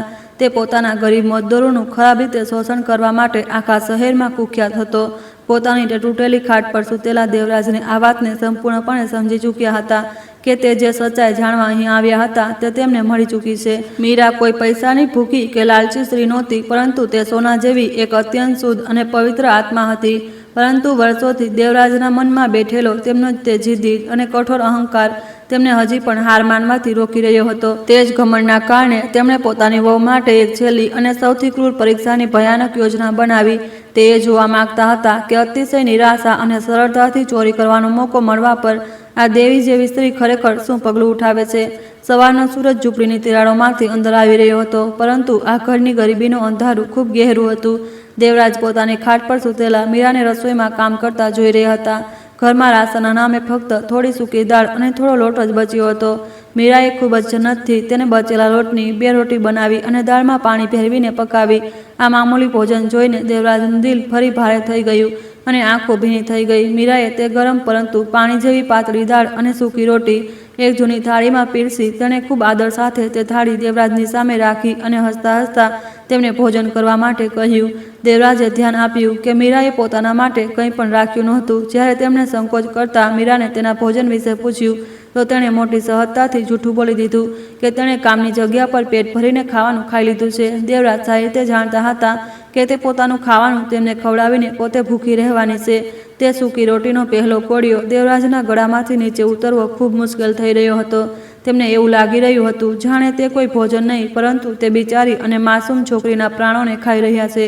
તેમની આંખોમાંથી સતત આંસુ વહી રહ્યા હતા, જે તે પાતળી દાળમાં પડીને પડી રહ્યા હતા. એક અબજોપતિ ઇન્સાન જેણે જીવનભર ફક્ત નફો અને વેપાર જોયો હતો, આજે એક ગરીબ છોકરીના આ મહાન ત્યાગની સામે સંપૂર્ણપણે તૂટી ચૂક્યો હતો. આ નિસ્વાર્થ સેવા અને સાચો પ્રેમ તેમના કઠોર અને અહંકારી હૃદયને સંપૂર્ણપણે પીગળાવી રહ્યો હતો. ભોજન પછી મીરાએ તેમના પગ દબાવ્યા અને તેમના માથા પર ઠંડા પાણીની પટ્ટીઓ મૂકી, જેથી તેમનો તાવ સંપૂર્ણપણે ઉતરી શકે. તે એક અજાણ્યા ભિખારીની સેવા બિલકુલ તે જ રીતે કરી રહી હતી જેમ કોઈ દીકરી પોતાના સગા પિતાની કરે છે. અતિથિ દેવો ભવની જે ભાવના આપણા શાસ્ત્રોમાં લખવામાં આવી છે તે આજે દેવરાજની સામે એક જીવંત અને સાક્ષાત રૂપમાં ઊભી હતી. તે છોકરી જેને તેમણે પોતાના ઘરમાંથી બેઇજ્જત કરીને કાઢી મૂકી હતી, આજે તે જ તેમના પ્રાણોની રક્ષા કરવા માટે પોતાની દરેક સંભવ કોશિશ કરી રહી હતી. મીરાની આ અથાગ સેવાને જોઈને દેવરાજને અવારનવાર પોતાની આલિશાન હવેલીના તે નોકરો યાદ આવી જતા હતા જે ફક્ત પૈસા માટે તેમની આગળ પાછળ ફરતા હતા. તે નોકરોની આંખોમાં હંમેશા લાલચ અને અજીબ ડર છુપાયેલો રહેતો હતો, પરંતુ ક્યારેય કોઈ સાચો સન્માન નહોતો હોતો. તેના વિપરીત અહીં આ તૂટેલી ઝૂંપડીમાં કોઈ પણ સ્વાર્થ વિના અને કોઈ પણ પૈસા વિના તેમને તે સાચું સન્માન મળી રહ્યું હતું, જેની કિંમત કરોડો રૂપિયા આપીને પણ ચૂકવી શકાતી નહોતી. આ બધું જોઈને તેમની આત્મા ધ્રુજી ઉઠતી હતી અને તેમને પોતાના કરેલા કામ પર શરમ આવતી હતી. દેવરાજ પોતાની આંખો બંધ કરીને તે જૂના અને કડવા દિવસોને યાદ કરવા લાગ્યા જ્યારે આર્યને મીરા સાથે લગ્ન કરવાની વાત કહી હતી. તેમણે ફક્ત મીરાની ગરીબીને જોઈ હતી, તેના આ પવિત્ર અને સોના જેવા દિલને ક્યારેય ઓળખવાની કોશિશ જ ન કરી. તેમનો તે ખોટો ઘમંડ અને સમાજમાં ઊંચા રુતબાનો અહંકાર તેમને હંમેશા એ વિશ્વાસ અપાવતો રહ્યો કે ગરીબ લોકો ફક્ત પૈસાના લાલચી હોય છે. પરંતુ આજે આ ગરીબ છોકરી પોતાની ભૂખી રાતો અને દર્દભર્યા દિવસો હોવા છતાં એક સાચા દેવતાની જેમ નિસ્વાર્થ વ્યવહાર કરી રહી હતી. બપોર ઢળ્યા પછી આર્યન પણ કારખાનામાંથી પોતાની થૂકવી દેનારી શિફ્ટ પૂરી કરીને ઘરે પાછો ફર્યો. તેના ચહેરા પર મશીનના કાળા તેલના નિશાન અને ગહેરી થાક સ્પષ્ટ દેખાઈ હતી, પરંતુ તેમ છતાં તેની આંખોમાં એક અજીબ ચમક હતી. તેણે આવતાની સાથે સૌથી પહેલાં તે બીમાર વૃદ્ધની તબિયત વિશે પૂછ્યું અને પોતાના ખરબચડા હાથોથી તેમના માથાને સ્પર્શ કર્યો. દેવરાજનું મન કરી રહ્યું હતું કે તે તરત ઉઠીને પોતાના દીકરાને ગળે લગાવી લે અને પોતાના બધા પાછલા ગુનાઓ માટે તેની પાસે રોઈ રોઈને માફી માંગી લે, પરંતુ તે મજબૂર હતા. આર્યને પોતાના ખિસ્સામાંથી અમુક વળેલા નોટ કાઢ્યા અને તેમને મીરાના હાથોમાં મૂકી દીધા. તેમણે ખૂબ ધીમા અવાજમાં કહ્યું કે આજે કારખાનાના માલિકે થોડા એડવાન્સ પૈસા આપી દીધા છે, જેનાથી આપણે બાબા માટે સારી દવાઓ લાવી શકીએ છીએ. દેવરાજ આ સાંભળીને અંદર જ અંદર ખરાબ રીતે તડપી ઉઠ્યા, કારણ કે તે જાણતા હતા કે આ પૈસા મકાનનું ભાડું ચૂકવવા માટે ખૂબ જરૂરી હતા. તેમનો પોતાનો દીકરો પોતાની અને પોતાની પત્નીની જરૂરિયાતોને ભૂલીને એક અજાણ્યા ભિખારીનો જીવ બચાવવા માટે પોતાનું લોહી પરસેવો એક કરી રહ્યો હતો. આર્યને તે પૈસા મીરાને આપતા કહ્યું કે તે કાલે વધુ ઓવરટાઈમ કરશે, જેથી ઘરના બાકી ખર્ચા પણ પૂરા કરી શકાય. આ સાંભળીને દેવરાજને યાદ આવ્યું કે કેવી રીતે આર્યન બાળપણમાં એક નાની ઈજા પર પણ આખા ઘરને માથે લઈ લેતો હતો. આજે તે જ છોકરો પોતાના આખા પરિવાર અને એક અજાણ્યા ઇન્સાનની જવાબદારી ઉઠાવવા માટે ભયંકર કષ્ટ અને દર્દને કોઈ પણ ફરિયાદ વિના ચૂપચાપ સહી રહ્યો હતો. આર્યનની આ મજબૂતી જોઈને એક પિતાના રૂપમાં દેવરાજની છાતી ગર્વ અને દુઃખ બંનેથી પહોળી થઈ ગઈ. મીરાએ આર્યનના આ નિર્ણય પર કોઈ વિરોધ ન કર્યો, પરંતુ તેણે ખૂબ પ્રેમથી પોતાના પતિના નિર્ણયનું સમર્થન કર્યું. તેણે કહ્યું કે પૈસાનું શું છે, તે તો આપણે આગળ પણ મહેનત કરીને કમાઈ લઈશું, પરંતુ કોઈ ઇન્સાનનો જીવ બચાવવો આપણા માટે સૌથી મોટો ધર્મ છે. આ બંને પતિ પત્નીની આ અદ્ભુત સમજ અને એકબીજા પ્રત્યેના આ ગહન સન્માનને જોઈને દેવરાજને પોતાની અને પોતાની સ્વર્ગીય પત્નીની યાદ આવી ગઈ. તેમના મનનો તે બધો મેલ અને જૂની નફરત હવે સંપૂર્ણપણે ધોવાઈને સાફ થઈ રહી હતી અને ફક્ત પ્રેમ બાકી હતો. જ્યારે આર્યન અને મીરા એકબીજાથી વાત કરી રહ્યા હતા, ત્યારે દેવરાજે મહેસૂસ કર્યું કે ગરીબીએ તેમના શરીરને જરૂર તોડ્યું છે, પરંતુ તેમના સંબંધને ખૂબ મજબૂત બનાવી દીધો છે. મુંબઈના મોટા મોટા મહેલોમાં રહેનારા તેમના અમીર દોસ્તો પોતાના લગ્નોમાં કરોડો રૂપિયા ખર્ચ કરતા હતા, પરંતુ તેમ છતાં તેમના ઘરોમાં રોજ ઝઘડા થતા હતા. અહીં કોઈ પણ સુખ સુવિધા વિના ફક્ત રોટીઓ અને પાતળી દાળના સહારે પણ આ બંને એકબીજા માટે સંપૂર્ણપણે સમર્પિત હતા. આ સાચો પ્રેમ જ તે અસલી ખજાનો હતો, જેને દેવરાજ પોતાના અહંકારના કારણે સમજી નહોતા શક્યા. તે રાત્રે ઝૂંપડીની બહાર ફરી એકવાર તેજ હવાઓ ચાલવા લાગી અને મોસમ ખૂબ ઠંડો થઈ ગયો હતો. દેવરાજ પોતાની ખાટ પર સૂતેલા આસમાનના તારાઓને જોઈ રહ્યા હતા અને તેમનું મન એક ખૂબ અજીબ શાંતિથી ભરેલું હતું. તેમની તે બધી ગેરસમજો અને જૂની ફરિયાદો જે તેમને મુંબઈથી અહીં સુધી ખેંચી લાવી હતી, તે બધું હવે ખતમ થઈ ચૂક્યું હતું. તે જાણી ચૂક્યા હતા કે મીરા એક લાલચી સ્ત્રી નહીં, પરંતુ આ ઘરની સાચી લક્ષ્મી છે. તેમ છતાં તેમના મનમાં એક ખૂણામાં એક છેલ્લી પરીક્ષા લેવાનો વિચાર ઉછળી રહ્યો હતો. તે જોવા માંગતા હતા કે જ્યારે બધું ખતમ થઈ જાય અને લાલચનો એક ખૂબ મોટો મોકો સામે હોય, ત્યારે આ દેવી જેવી સ્ત્રી શું કરે છે. શું તે પોતાના ધર્મ અને સચ્ચાઈના રસ્તા પર ટકી રહેશે કે પછી ગરીબીની મારથી તૂટીને કોઈ ખોટા રસ્તાને અપનાવી લેશે. આ વિચાર ખૂબ ભયાનક અને અમાનવીય હતો, પરંતુ દેવરાજને પોતાના આ અંતિમ સવાલનો જવાબ કોઈ પણ હાલમાં જોઈતો હતો. તેમણે નક્કી કર્યું કે બીજી સવારે તે એક એવું નાટક રચશે જે મીરાની આત્મા અને તેના ચરિત્રની સૌથી મોટી અને સૌથી કઠિન અગ્નિ પરીક્ષા હશે. રાતનો સન્નાટો ગહેરો થતો જઈ રહ્યો હતો અને ઝૂંપડીમાં ફક્ત આર્યન અને મીરાના ગાઢ નિંદ્રામાં શ્વાસ લેવાનો અવાજ ગુંજી રહ્યો હતો. દેવરાજની આંખોમાંથી ઊંઘ સંપૂર્ણપણે ગાયબ થઈ ચૂકી હતી અને તે પોતાની આ નવી યોજના વિશે વિચારીને અંદર જ અંદર ખૂબ ગભરાઈ રહ્યા હતા. તેમને ડર હતો કે ક્યાંક તેમની આ એક નાની ભૂલ આ પરિવારને હંમેશા માટે તેમનાથી દૂર ન કરી દે, પરંતુ તેમના તે જિદ્દી વેપારી દિમાગે આ છેલ્લું જોખમ ઉઠાવવાનો પાકો નિર્ણય કરી લીધો હતો, ભલે તેનું અંતિમ પરિણામ કંઈ પણ કેમ ન હોય. દેવરાજ વારંવાર પડખા બદલી રહ્યા હતા, કારણ કે તેમનો વિવેક તેમને આ નીચ હરકત કરવાથી રોકી રહ્યો હતો. તેમનું મન કહી રહ્યું હતું કે જે બાળકોએ તેમને આટલી સેવા કરી, તેમને આ રીતે દગો આપવો સૌથી મોટું અને ભયાનક પાપ હશે. પરંતુ તેમની અંદર બેઠેલો તે જૂનો વેપારી હજી પણ આ વાતથી 100% ગેરંટી ચાહતો હતો કે મીરા કોઈ પણ સ્થિતિમાં નહીં બદલાય. વેપારમાં સંપૂર્ણપણે તપસ્યા વિના કોઈ સોદો કરવામાં આવતો નથી અને તેમનું આ જિદ્દી દિમાગ આ ઇન્સાનના સંબંધને પણ તે કઠોર ત્રાજવા પર તોલવાની ભયાનક ભૂલ કરી રહ્યું હતું. બીજા દિવસે જ્યારે સવાર થઈ, ત્યારે આર્યન હંમેશાની જેમ ખૂબ વહેલો ઉઠીને પોતાના કારખાનાના કામ પર ચાલ્યો ગયો. મીરા પણ ઘરની બહાર થોડા કપડાં ધોવા અને પાણી ભરવા માટે ચાલી ગઈ હતી. આજ તે યોગ્ય સમય હતો જેની દેવરાજે ગઈ રાતથી ખૂબ આતુરતાથી રાહ જોઈ રહ્યા હતા. તેમણે પોતાની ખાટમાંથી ઉઠીને ધીમેથી તે નાની જૂલી અલમારી તરફ પગલાં વધાર્યા, જ્યાં મીરા પોતાનો અમુક જરૂરી અને ખાસ સામાન રાખતી હતી. તેમના હાથ ખરાબ રીતે ધ્રુજી રહ્યા હતા, કારણ કે તે જે કરવા જઈ રહ્યા હતા તે એક ખૂબ મોટું પાપ હતું. તેમણે અલમારીના સૌથી નીચલા ભાગમાં રાખેલા એક જૂના અને નાના સુતરાઉ કપડાના બંડલને ખૂબ સાવધાનીથી ખોલ્યું. તેની અંદર એક ખૂબ જ સુંદર અને જૂનો ચાંદીનો કંગન રાખેલો હતો, જેને જોતા દેવરાજની આંખો ફાટી રહી ગઈ.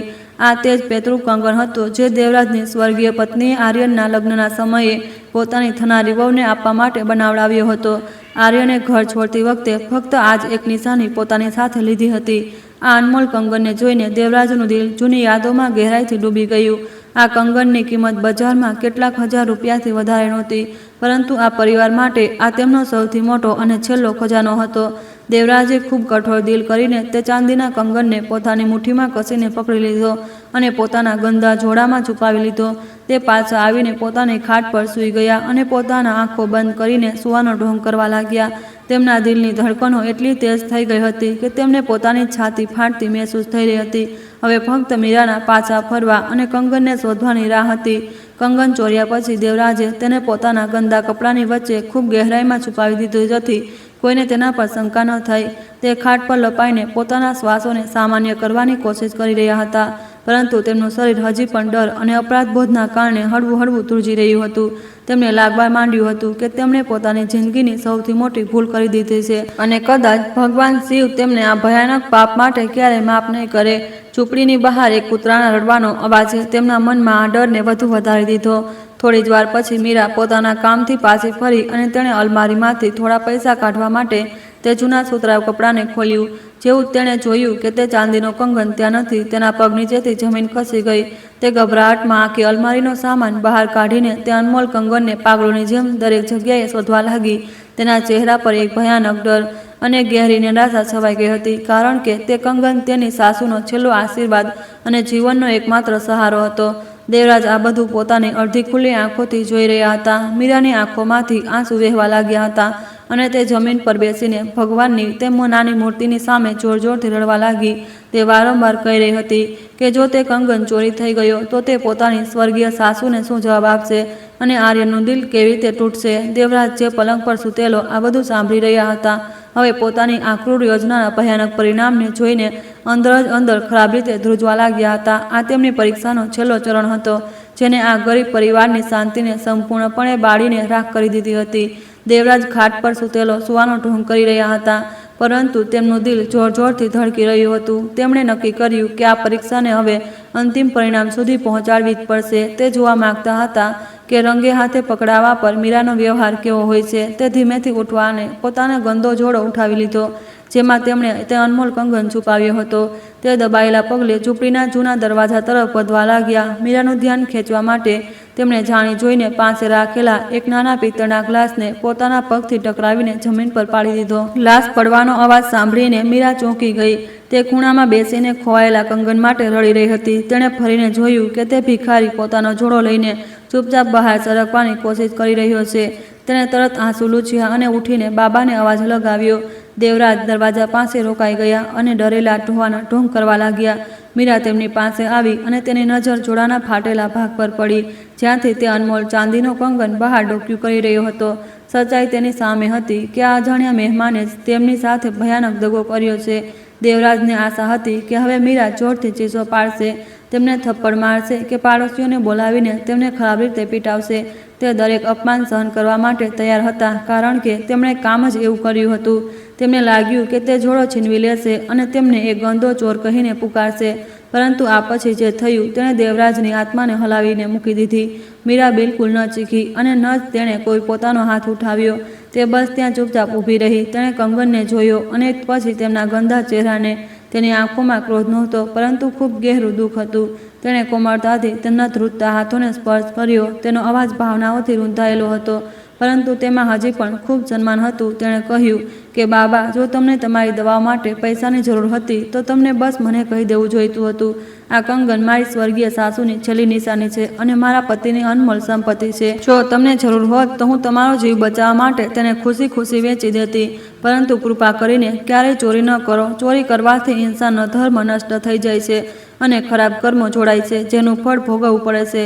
મીરાના આ શબ્દોએ દેવરાજને શૂન્ય કરી દીધા. આ ગરીબ મહિલાની અપાર ક્ષમાશીલતાએ તેમના વિશાળ અહંકારને તોડી નાખ્યો. તેમને અહેસાસ થયો કે અબજો રૂપિયા હોવા છતાં તે કેટલા ગરીબ છે, જ્યારે આ છોકરી પોતાના સંસ્કારો અને નિસ્વાર્થ પ્રેમને કારણે કેટલી અમીર છે. ભયાનક શરમજનકતા અને સાચા પશ્ચાતાપના આંસુઓએ આખરે તેમની આંખોનો બંધ સંપૂર્ણપણે તોડી દીધો. તેમને જોડો નીચે પાડી દીધો અને ફર્શ પર ઘૂંટણીએ બેસી ગયા. તેમને હાથ જોડી લીધા અને ધ્રુસકે રડવા લાગ્યા. તે માફી માંગવા માટે એક પણ શબ્દ બોલી નહોતા શકતા. તે વૃદ્ધ માણસને આ રીતે રડતા અને પગ પર પડતા જોઈને મીરા ગભરાઈ ગઈ. તેના સંસ્કારમાં વડીલ વ્યક્તિ ભગવાન સમાન હોય છે અને તેમના પગને સ્પર્શ કરવો તેના માટે મોટું પાપ હતું. તે તરત નીચે બેઠી તેમના ખભાઓને પકડ્યા અને તેમને ઊભા કર્યા. તેણે પોતાની સાડીના પાલવથી તેમના આંસુ લૂછ્યા અને સાંત્વના આપી કે તે બિલકુલ ક્રોધિત નથી. તેને જોડામાંથી પોતાનો કંગન કાઢી લીધો, પરંતુ ખૂબ પ્રેમથી તેને પાછા ખાટ પર લઈ ગઈ. તેણે તેમની સાથે કોઈ અપરાધીની જેમ નહીં, પરંતુ એક લાચાર અને ભટકેલા વૃદ્ધની જેમ વ્યવહાર કર્યો. દેવરાજનું મન સંપૂર્ણપણે બદલાઈ ચૂક્યું હતું. લાલચ જાહેર કરવા માટે બનાવેલી આ ક્રૂર પરીક્ષાએ તેમની પોતાની આત્માના અંધારા અને મીરાની પવિત્રતાને સામે લાવી દીધી હતી. વિશાળ સામ્રાજ્યને નિયંત્રિત કરનારા અબજોપતિ આજે તે ઝૂંપડીમાં પોતાને ખૂબ નાના મહેસૂસ કરી રહ્યા હતા. તેમને ગહેરાઈથી અહેસાસ થયો કે કર્મનો સિદ્ધાંત બિલકુલ સાચો છે. તેમના ક્રૂર કર્મોએ તેમને આ ગંદા ફર્શ પર પાડી દીધા હતા. પરંતુ મીરાની કરુણા તેમની આત્માને શુદ્ધ કરી રહી હતી. તેમને પોતાની સચ્ચાઈ મળી ગઈ હતી, પરંતુ અંતરાત્મા પર પશ્ચાતાપનો આ બોજ ખૂબ ભારે હતો. ભારે ભાવનાત્મક ઉથલપાથલ અને શારીરિક કમજોરીને દેવરાજના વૃદ્ધ શરીર પર અસર દેખાડી હતી. વહુ પર ખોટા આરોપનો અપરાધબોધ અને ચોરીના નાટકના ભારે તણાવે તેમની છાતીમાં અચાનક તેજ દર્દ પેદા કરી દીધો. તે શ્વાસ માટે તડપવા લાગ્યા. આંખોની સામે અંધારું છવાઈ ગયું અને તે બેહોશ થઈને ખાટ પર પડી ગયા. મીરા ગભરાહટમાં જોરથી ચીખી અને તેમની પાસે દોડી. મીરા માટે હવે અસલી અગ્નિ પરીક્ષા શરૂ થવાની હતી. તેમને પોતાના ધર્મનું પાલન કરતા તે જ માણસનો જીવ બચાવવાનો હતો જેણે હમણાં જ તેને લૂંટવાની કોશિશ કરી હતી. તેણે તરત જ તેમના હાથ પગ ઘસવાનું શરૂ કરી દીધું જેથી તેમને હોશ આવી શકે, પરંતુ તેમના શ્વાસ હજી પણ ધીમા અને અનિયમિત હતા. તે જાણતી હતી કે બાબાને તરત ડૉક્ટરની જરૂર છે, પરંતુ તેની પાસે પૈસા બચ્યા નહોતા. ક્રૂર મકાન માલિક પહેલાં જ ધમકાવી ચૂક્યો હતો અને આર્યન મોડી સાંજ સુધી પાછો આવવાનો નહોતો. તેણે પોતાના હાથમાં રાખેલા તે ચાંદીના કંગનને જોયો, જે તેની પાસે મોજૂદ એકમાત્ર મૂલ્યવાન વસ્તુ હતી. એક પળનો પણ વિચાર કર્યા વિના તે સંસ્કારી વહુએ કંગનને પાછો કપડામાં લપેટ્યો અને તેને વેચવા માટે વરસાદમાં બહાર દોડી પડી. વસ્તીનો લાલચી શાહુકાર જાણતો હતો કે આ જૂના કંગનની કિંમત વધુ છે, પરંતુ મીરાની મજબૂરી જોઈને તેણે તેની અસલી કિંમતનો ખૂબ જ નાનો ભાગ જ આપ્યો. મીરાએ તેની સાથે કોઈ દલીલ ન કરી. તેનું સંપૂર્ણ ધ્યાન ફક્ત એક ઇન્સાનનો જીવ બચાવવા પર હતું. તેણે શાહુકાર દ્વારા આપવામાં આવેલા તે રૂપિયા ઉઠાવ્યા, તેને મુઠ્ઠીમાં કસીને પકડ્યા અને વસ્તીના ક્લિનિક તરફ દોડી પડી. તેણે ડૉક્ટરના હાથ જોડીને ઝૂંપડીમાં આવવાની વિનંતી કરી અને ફીસ પહેલાં જ આપી દીધી.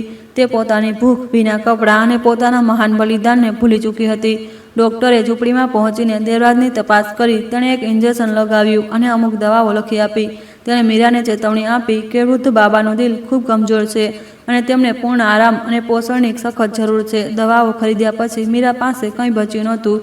તે પાછી આવીને દેવરાજની ખાટ પાસે બેસી ગઈ. તેમના પગ દબાવવા લાગી અને ભગવાન શિવથી સતત પ્રાર્થના કરવા લાગી. પ્રાર્થનામાં તેણે ખોવાયેલા કંગન કે ગરીબી ખતમ થવાથી કોઈ ભીખ ન માંગી. તેણે ફક્ત તે બીમાર વૃદ્ધ વ્યક્તિના સ્વાસ્થ્યની કામના કરી. સાંજ ઢળવા પર દેવરાજને હોશ આવવા લાગ્યો. તેમની છાતીનો દર્દ ઓછો થઈ ગયો હતો, પરંતુ અંતરાત્મામાં ગહેરો દર્દ પેદા થઈ ગયો હતો. તેમણે આંખો ખોલી અને જોયું કે મીરા તેમની પાસે ફર્શ પર બેઠી છે. તેનું માથું પ્રાર્થનામાં ઝૂક્યું છે અને હોઠ ભક્તિમાં હલી રહ્યા છે. તેમણે ધ્યાન આપ્યું કે જોડામાંથી ચાંદીનો કંગન ગાયબ હતો અને પાસે જ નવી દવાઓના પત્તા પડ્યા હતા. આ સચ્ચાઈ તેમના પર પહાડ સમાન તૂટી પડી કે તેણે તે જ ચોરનો જીવ બચાવવા માટે પોતાનો અનમોલ સંપત્તિ વેચી દીધી, જેણે તેને ચોરવાની કોશિશ કરી હતી. તેમણે ફરી આંખો બંધ કરી લીધી અને આંસુઓને ચહેરા પર ચૂપચાપ વહેવા દીધા. તેમણે એક સંતની સાથે ક્રૂર ખેલ ખેલ્યો હતો અને તે હારી ચૂક્યા હતા. તે ધરતીના સૌથી ગરીબ ઇન્સાન હતા, જે ઇન્સાનિયતના નામ પર દિવાલિયા થઈ ચૂક્યા હતા. જ્યારે જે છોકરીને તેમણે હવેલીમાંથી કાઢી હતી તે ધર્મની સાક્ષાત દેવી હતી. તેમણે ભગવાનથી કસમ ખાધી કે પોતાનું બાકી જીવન આ પરિવારની સેવા કરવામાં વિતાવશે અને છેલ્લો શ્વાસ સુધી માફી માંગતા રહેશે. આ પરીક્ષા ખતમ થઈ ગઈ હતી, પરંતુ પશ્ચાતાપ અને શુદ્ધિનો સફર હજી શરૂ થયો હતો. દેવરાજની આંખો જ્યારે સંપૂર્ણપણે ખુલી તો તેમણે પોતાને તે જ જૂની ખાટ પર પાયા. તેમનો શરીરનો તે જ તાવ હવે પરસેવાના રૂપમાં બહાર નીકળી ચૂક્યો હતો, પરંતુ અંદરની કમજોરી હજી પણ ખૂબ વધારે હતી. બહાર રાતનો ગહેરો સન્નાટો હતો અને ઝૂંપડીમાં ફક્ત એક નાની લાલટેન સળગી રહી હતી. તે હળવી રોશનીમાં તેમણે જોયું કે મીરા જમીન પર બેઠેલી ભગવાન શિવની મૂર્તિ સામે હાથ જોડીને સતત પ્રાર્થના કરી રહી છે. તેના ચહેરા પર થાક હોવા છતાં એક અજીબ અલૌકિક શાંતિ અને ગહેરી ભક્તિ સ્પષ્ટ દેખાઈ રહી હતી. તેમને નજર ઝૂંપડીના તે ખૂણા પર ગઈ જ્યાં મીરાએ તે ખાલી સુતરાવ કપડું રાખ્યું હતું, જેમાં ક્યારેય તે ચાંદીનો કંગન હતો. તેમને આ યાદ કરીને એક ગહેરો અને ભયાનક ઝટકો લાગ્યો કે આ માસૂમ છોકરીએ તે જ માણસનો જીવ બચાવવા માટે પોતાનો છેલ્લો અને સૌથી અનમોલ ખજાનો વેચી દીધો, જેને તેને ચોરવાની નીચ કોશિશ કરી હતી. આ કોઈ મામૂલી ત્યાગ નહોતો, પરંતુ આ ઇન્સાનિયત અને સાચા ધર્મનો સૌથી મોટી અને પવિત્ર મિસાલ હતી. દેવરાજનું તે પથ્થર જેવું દિલ હવે સંપૂર્ણપણે મૌન બનીને પીગળી ચૂક્યું હતું. પોતાની આ તૃણાસ્પદ અને નીચ હરકત પર તેમને હવે એટલી બધી વધારે શરમજનકતા થઈ રહી હતી કે તે ખુદથી નજર મેળવી નહોતા શકતા. તેમણે પોતાની બધી જિંદગી ફક્ત પૈસાની પાછળ ભાગવામાં વિતાવી દીધી હતી અને હંમેશા એ જ વિચારતા હતા કે દોલતથી દુનિયાની દરેક વસ્તુ અને દરેક ઇન્સાનને સરળતાથી ખરીદી શકાય છે. પરંતુ આજે આ જ ગરીબ અને તૂટેલી ઝૂંપડીમાં તેમના તે ખોટા અહંકાર અને પોકળ દોલતની ખૂબ ખરાબ રીતે હાર થઈ હતી. કર્મનો આ કઠોર અને સાચો સિદ્ધાંત હવે તેમને સંપૂર્ણપણે સમજમાં આવી રહ્યો હતો. મુંબઈમાં તેમની પાસે કરોડોની સંપત્તિ, નોકર ચાકર અને સમાજમાં એક ખૂબ મોટો રૂતબો હતો, પરંતુ અંદરથી તે સંપૂર્ણપણે ગરીબ અને કંગાળ હતા. તેના વિપરીત મીરા પાસે ન તો પૈસા હતા, ન સારા કપડાં અને ન જ રહેવા માટે કોઈ સારું ઘર, પરંતુ તેની આત્મા દુનિયાના કોઈ પણ મોટા અબજોપતિથી ક્યાંય વધારે અમીર અને પવિત્ર હતી. તેણે પોતાના નિસ્વાર્થ પ્રેમ અને સેવાભાવથી આ સંપૂર્ણપણે સાબિત કરી દીધું હતું કે અસલી દોલત બેંકના ખાતાઓમાં નહીં, પરંતુ ઇન્સાનના સાફ અને સાચા દિલમાં હંમેશા વસે છે. દેવરાજને પોતાના અતીતની તે બધી કડવી વાતો અને ભયાનક યાદો એક એક કરીને યાદ આવવા લાગી. જ્યારે તેમણે મીરા અને આર્યનને ધક્કા મારીને પોતાના ઘરમાંથી બહાર કાઢી મૂક્યા હતા, તેમણે ભરેલી મહેફિલમાં તે બિચારી છોકરીને લાલચી અને ચરિત્રહીન કહી હતી. આજે તે જ છોકરી તેમના પ્રાણોની રક્ષા માટે પોતાની ઊંઘ, પોતાનું ખાવાનું અને પોતાની સૌથી કિંમતી નિશાની સુધી કોઈ પણ સ્વાર્થ વિના ખુશી ખુશી ન્યોછાવર કરી ચૂકી હતી. પશ્ચાતાપના ખારા અને ગરમ આંસુ તેમની કરચલીઓથી ભરેલી આંખોમાંથી સતત વહી રહ્યા હતા અને ઓશિકાને સંપૂર્ણપણે ભીનું કરી રહ્યા હતા. મીરાએ જ્યારે તેમના કણસવાનો અને રડવાનો ધીમો અવાજ સંભળાયો તો તે તરત પોતાની પૂજા છોડીને તેમની પાસે દોડી આવી. તેણે ખૂબ જ કોમળતા અને પ્રેમથી તેમના માથા પર પોતાનો હાથ રાખ્યો અને પૂછ્યું કે બાબા, શું તમને હજી પણ છાતીમાં દર્દ મહેસૂસ થઈ રહ્યો છે? દેવરાજે પોતાની ધ્રુજતી અવાજમાં જવાબ આપ્યો કે તેમના શરીરનો દર્દ તો હવે સંપૂર્ણપણે ખતમ થઈ ગયો છે, પરંતુ તેમની આત્મા પર જે ભારે બોજ અને ગહેરો ઘાવ છે તે તેમને અંદર જ અંદર ખરાબ રીતે બાળીને સંપૂર્ણપણે રાખ કરી રહ્યો છે. તેમણે મીરાના બંને હાથ પોતાના હાથોમાં લઈ લીધા અને ધ્રુજકે રડતા રડતા કહ્યું કે બેટી, મને માફ કરી દે. મેં તારી સાથે ખૂબ મોટો દગો કર્યો. હું એક ખૂબ જ પાપી અને નીચ ઇન્સાન છું, જે તારી આ મહાન દયા અને નિસ્વાર્થ સેવાને બિલકુલ પણ લાયક નથી. તે મને નવું જીવન આપ્યું, પરંતુ હું પોતાના આ ભયાનક પાપના ભારે બોજની સાથે એક પળ પણ જીવતો રહેવા નથી માંગતો. મીરા તેમના આ શબ્દોને સાંભળીને હેરાન રહી ગઈ. તેને લાગ્યું કે કદાચ બાબા બીમારીના કારણે હજી પણ કંઈક બબડી રહ્યા છે.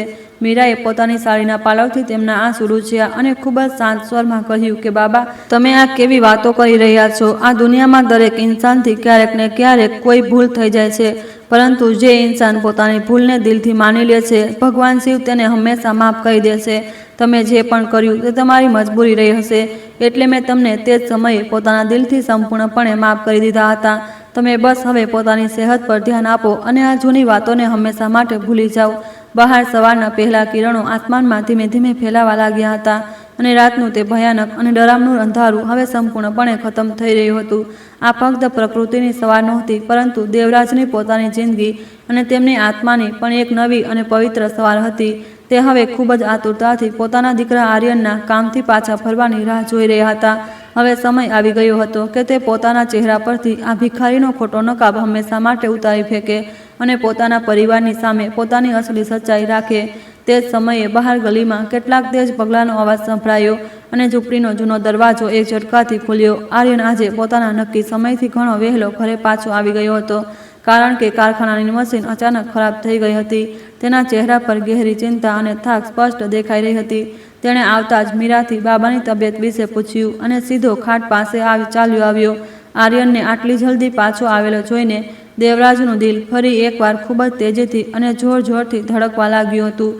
આર્યનની નજર ખાટની પાસે રાખેલી તે નવી અને મોંઘી દવાઓ પર પડી જે ગઈ રાત્રે ડૉક્ટરે લખી આપી હતી. તેને ખૂબ જ હેરાની અને પરેશાની સાથે મીરાને પૂછ્યું, આ બધી દવાઓ માટે તારી પાસે આટલા બધા પૈસા અચાનક ક્યાંથી આવ્યા? મીરાએ નજર ઝુકાવી લીધી અને ખૂબ જ ધીમા અવાજમાં સાચું જણાવતા કહ્યું કે તેણે પોતાની સ્વર્ગીય સાસુમાનો તે જૂનો ચાંદીનો કંગન બજારમાં વેચી દીધો છે. આ સાંભળીને આર્યન સંપૂર્ણપણે સૂન રહી ગયો અને તેના પગ નીચેથી જમીન ખસકી ગઈ. આર્યનને સારી રીતે યાદ હતું કે તે કંગન માતાની છેલ્લી અને સૌથી પ્યારી નિશાની હતી, જેણે તેણે આ કઠિન ગરીબીમાં પણ હંમેશા છાતીએ લગાવીને રાખી હતી. તે કંગન ફક્ત ચાંદીનો એક મામૂલી ટુકડો નહોતો, પરંતુ તે તેમના તે તૂટેલા પરિવારને એક ખૂબ જ અનમોલ અને પવિત્ર દોર હતો. આર્યનની આંખોમાંથી આંસુ આવી ગયા, પરંતુ તેણે મીરા પર બિલકુલ પણ ગુસ્સો ન કર્યો. તે સારી રીતે જાણતો હતો કે મીરાએ આટલું મોટું અને મહાન પગલું ફક્ત એક અજાણ્યા ઇન્સાનને જીવ બચાવવા માટે પવિત્ર ઉદ્દેશથી ઉઠાવ્યું છે. આર્યન આગળ વધીને મીરાના બંને હાથોને પોતાના હાથોમાં લઈ લીધા અને પોતાની રૂંધાયેલી અવાજમાં કહ્યું કે તે બિલકુલ સાચું કામ કર્યું છે. મીરા, કોઈ પણ નિર્જીવ ઝવેર કે પૈસો કોઈ ઇન્સાનના કિંમતી જીવ અને આપણા સાચા ધર્મથી વધીને ક્યારેય હોઈ ન શકે. માં, જો આજે જીવિત હોત તો તે પણ તારા આ મહાન અને નિસ્વાર્થ નિર્ણય પર ખૂબ વધારે ગર્વ મહેસૂસ કરતી. આર્યનના આ પ્રેમ અને સમજદારી ભરેલા શબ્દોને સાંભળીને દેવરાજ, જે ખાટ પર સૂતેલા આ બધું જોઈ રહ્યા હતા, અંદર જ અંદર સંપૂર્ણપણે તૂટીને વિખરાઈ ગયા. દેવરાજને હવે સંપૂર્ણપણે અહેસાસ થઈ ગયો હતો કે તેમણે પોતાના આ લાલચ અને ખોટા અહંકારના ચક્કરમાં કઈ બે અનમોલ અને પવિત્ર આત્માઓને ખોઈ લીધી હતી. તેમણે પોતાનો દીકરો, જે ક્યારેય તેમના એક ઈશારા પર લાખો રૂપિયા ખર્ચ કરી દેતો હતો, આજે પોતાની માતાની છેલ્લી નિશાની ખોયા પછી પણ આટલો વધારે શાંત અને સમજદાર બની ચૂક્યો હતો. ગરીબી અને સંઘર્ષે આર્યનને કમજોર નહોતો કર્યો, પરંતુ તેને એક સાચો અને ખૂબ જ મહાન ઇન્સાન બનાવી દીધો હતો. હવે દેવરાજ માટે પોતાનું આ ખોટું નાટક વધુ ચાલુ રાખવું બિલકુલ અશક્ય હતું. તેમણે પોતાની પૂરી બચેલી તાકાતને એકસાથે ભેગી કરી અને ધીમે ધીમે પોતાની તે જૂની ખાટમાંથી ઉઠીને બેસી ગયા. તેમના હાથ પગ હજી પણ કમજોરીના કારણે ખરાબ રીતે ધ્રુજી રહ્યા હતા, પરંતુ તેમની આંખોમાં હવે એક અજીબ દ્રઢતા અને સચ્ચાઈની ગહેરી ચમક આવી ગઈ હતી. તેમણે આર્યન અને મીરા તરફ જોયું, જે હજી પણ એકબીજાનો હાથ પકડીને ઊભા હતા અને પોતાના આવનારા કાલની કઠિન પડકારો વિશે વિચારી રહ્યા હતા. દેવરાજે એક ખૂબ લાંબો અને ગહેરો શ્વાસ લીધો અને પોતાના ધ્રુજતા હોઠોને ધીમેથી ખોલ્યા. તેમણે પોતાની તે ભારે અને જાણીતી અવાજમાં કહ્યું કે દીકરા આર્યન, જરા મારી તરફ ધ્યાનથી જો. તેમની આ બદલાયેલી અને રોબદાર અવાજને સાંભળીને આર્યન અને મીરા બંને ખરાબ રીતે ચોંકી ગયા અને તેમણે તરત પલટીને તે વૃદ્ધ ભિખારી તરફ જોયું. દેવરાજે પોતાના ચહેરા પર લાગેલી તે ધૂળ અને કાલિકને પોતાના ગંદા કુર્તાથી આસ્તીનથી સંપૂર્ણપણે ઘસીને સાફ કરવાનું શરૂ કરી દીધું. તેમના ચહેરાના અસલી નયન નક્ષ હવે ધીમે ધીમે તે ધૂળા અને ગંદા આવરણમાંથી બહાર નીકળીને સંપૂર્ણપણે સાફ થવા લાગ્યા હતા. આર્યન ખૂબ જ હેરાની સાથે તે વૃદ્ધ માણસના ચહેરાને ધ્યાનથી જોઈ રહ્યો હતો અને તેને પોતાની આંખો પર બિલકુલ પણ વિશ્વાસ નહોતો થઈ રહ્યો. ત્યારે તેની નજર અચાનક દેવરાજના જમણા હાથ પર મોજૂદ તે જૂના અને ગહેરા બળવાના નિશાન પર પડી, જે બાળપણમાં એક દિવાળીના દિવસે તેમને આર્યનને બચાવતા લાગ્યો હતો. તે નિશાન આર્યનના દિમાગમાં હંમેશા માટે છુપાયેલો હતો. તે જન્મજાત અને અસલી નિશાનને જોતાં જ આર્યનના આખા શરીરમાં વીજળી દોડી ગઈ અને તેની આંખો સંપૂર્ણપણે ફાટી રહી ગઈ. આર્યનના હોઠ પણ ખરાબ રીતે ધ્રુજવા લાગ્યા અને તેના મોંમાંથી ખૂબ જ મુશ્કેલીથી અને અવિશ્વાસ સાથે એક શબ્દ નીકળ્યો, પિતાજી. આ એક એવો ભયાનક અને અણધાર્યો ઝટકો હતો જેને આર્યનના દિમાગને સંપૂર્ણપણે શૂન્ય કરી દીધો હતો. દેશનો સૌથી અમીર અને સૌથી વધારે તાકાતવર ઇન્સાન, જેના નામથી મોટા મોટા વેપારી થરથર ધ્રુજતા હતા, આજે આ ગંદી અને દુર્ગંધવાળી વસ્તીમાં એક ફાટેલ તૂટેલ અને લાચાર ભિખારીના રૂપમાં તેની સામે ઊભો હતો. આ દ્રશ્ય કોઈ પણ ઇન્સાનને માટે ખૂબ જ વધારે ડરામણું અને સંપૂર્ણપણે અવિશ્વસનીય હતું.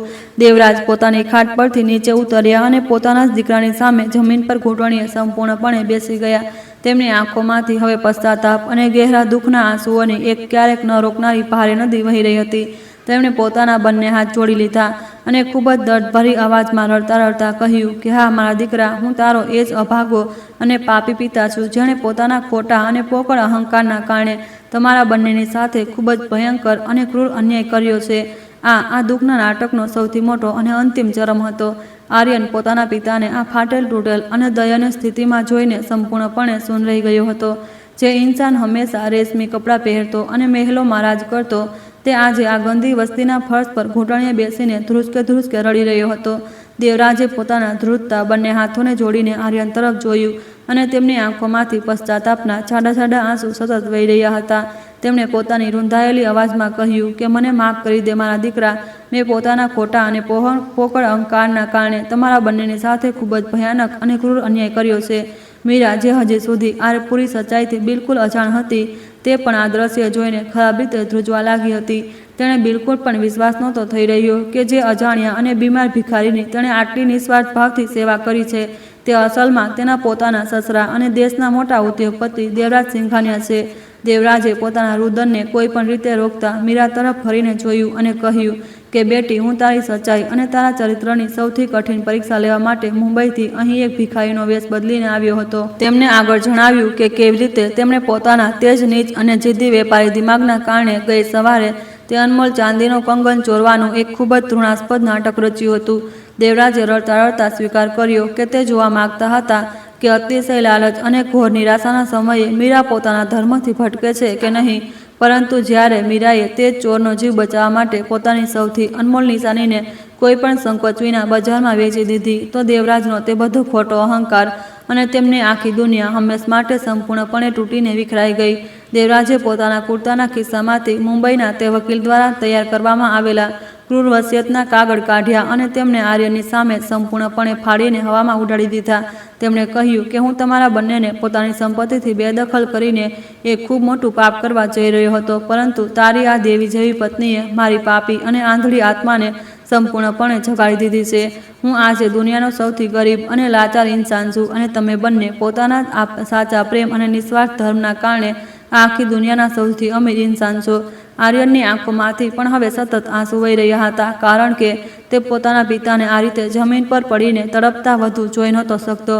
તેણે તરત આગળ વધીને પોતાના પિતાને ફર્શ પરથી ઉપર ઉઠાવ્યા અને તેમને પોતાની છાતીથી ખૂબ જ મજબૂતીની સાથે કસીને લગાવી લીધા. વર્ષોની તે નફરત, તે ભયાનક દૂરી અને તે ગહેરો દર્દ આજે આ પવિત્ર આંસુઓની તેજ ધારમાં સંપૂર્ણપણે ધોવાઈને હંમેશા માટે સાફ થઈ ગયો હતો. એક પિતા અને પુત્રનું આ મિલન તે નાની ઝૂંપડીમાં કોઈ મોટા અને સાચા ચમત્કાર જેવું જ હતું. મીરા પણ પોતાના આંસુ લૂંટતી આગળ વધી અને તેણે પોતાના સસરાના પગને સ્પર્શ કરવા માટે જેવી નીચે ઝૂકી, દેવરાજે તેને તરત જ વચ્ચે રોકી દીધી. તેમણે મીરાના બંને હાથોને ચૂમતા કહ્યું કે તું તો સાક્ષાત દેવી લક્ષ્મીનું રૂપ છે બેટી, અને દેવીઓના પગને સ્પર્શ કરવામાં આવતો નથી, પરંતુ તેમની હંમેશા પૂજા કરવામાં આવે છે. તે મને ફક્ત નવું જીવન જ નથી આપ્યું, પરંતુ તે મને ઇન્સાનિયત અને સાચા કર્મોનો તે જ મહાન અને પવિત્ર પાઠ ભણાવ્યો છે જે હું પોતાની પૂરી જિંદગીમાં ક્યાંય બીજે શીખી નહોતો શક્યો. દેવરાજને તે સમયે રામુ કાકાની તે જૂની અને ખૂબ જ સાચી વાત યાદ આવી ગઈ જે તેમણે હવેલીમાં ચાલતી વખતે કહી હતી. તેમણે આર્યન અને મીરાને જણાવ્યું કે કેવી રીતે તેના વફાદાર નોકરે તેમને આ ભયાનક ભૂલ કરવાથી રોકવાની પૂરી કોશિશ કરી હતી, પરંતુ તેમના તે આંધળા અને ખોટા ઘમંડે કોઈની પણ વાત ન સાંભળી. આજે આ તૂટેલી અને ગરીબ ઝૂંપડીમાં તેમણે આ સારી રીતે સમજાઈ ગયું હતું કે સંબંધો અને સાચો પ્રેમ ક્યારેય પણ પૈસાથી ખરીદી શકાતા નથી. તે તો બસ નિસ્વાર્થ કર્મોથી જ કમાવામાં આવે છે. તે ભાવુક અને પવિત્ર મિલન પછી મીરાએ તરત પોતાના આંસુ લૂછ્યા અને ફરી એકવાર પોતાની તે નાની રસોઈ તરફ ચાલી ગઈ. આજે ઘરમાં રાશન નહોતું, પરંતુ દેવરાજે પોતાના જોડામાં બચેલા તે બધા પૈસાને કાઢીને આર્યનના હાથોમાં રાખી દીધા અને કહ્યું કે આજે આ ભિખારી પોતાના ઘરમાં એક શાનદાર દાવત ખાવા માગે છે. આર્યને હસતા હસતા તે પૈસા લીધા અને તરત બજારમાંથી કંઈક સારું અને તાજું રાશન લઈને પાછો આવી ગયો. તે રાત્રે તે ગરીબ ઝૂંપડીમાં દુનિયાનું સૌથી સ્વાદિષ્ટ ભોજન ખૂબ પ્રેમથી પકાવવામાં આવ્યું. ત્રણેય લોકો તે જૂની દરી એક સાથે નીચે બેસી ગયા અને ખૂબ જ ખુશીથી તે સાધારણ પરંતુ અમૃત જેવું ભોજન ગ્રહણ કરવા લાગ્યા. દેવરાજે જિંદગીમાં દુનિયાની ઘણી મોંઘી અને શાનદાર હોટલોમાં ખાવાનું ખાધું હતું, પરંતુ આજે મીરાના હાથની બનાવેલી તે તાજી રોટી અને ગરમ શાકમાં તે અદ્ભુત સ્વાદ હતો તે તેમણે પહેલાં ક્યારેય નહોતો ચાખ્યો. ભોજન કરતી વખતે તેઓ જૂની વાતો ભૂલીને એકબીજા સાથે હસવા લાગ્યા અને તે ઝૂંપડીનું તે ડરામણું વાતાવરણ હવે એક ખૂબ જ સુંદર અને ખુશાલ સ્વર્ગમાં સંપૂર્ણપણે બદલાઈ ચૂક્યું હતું.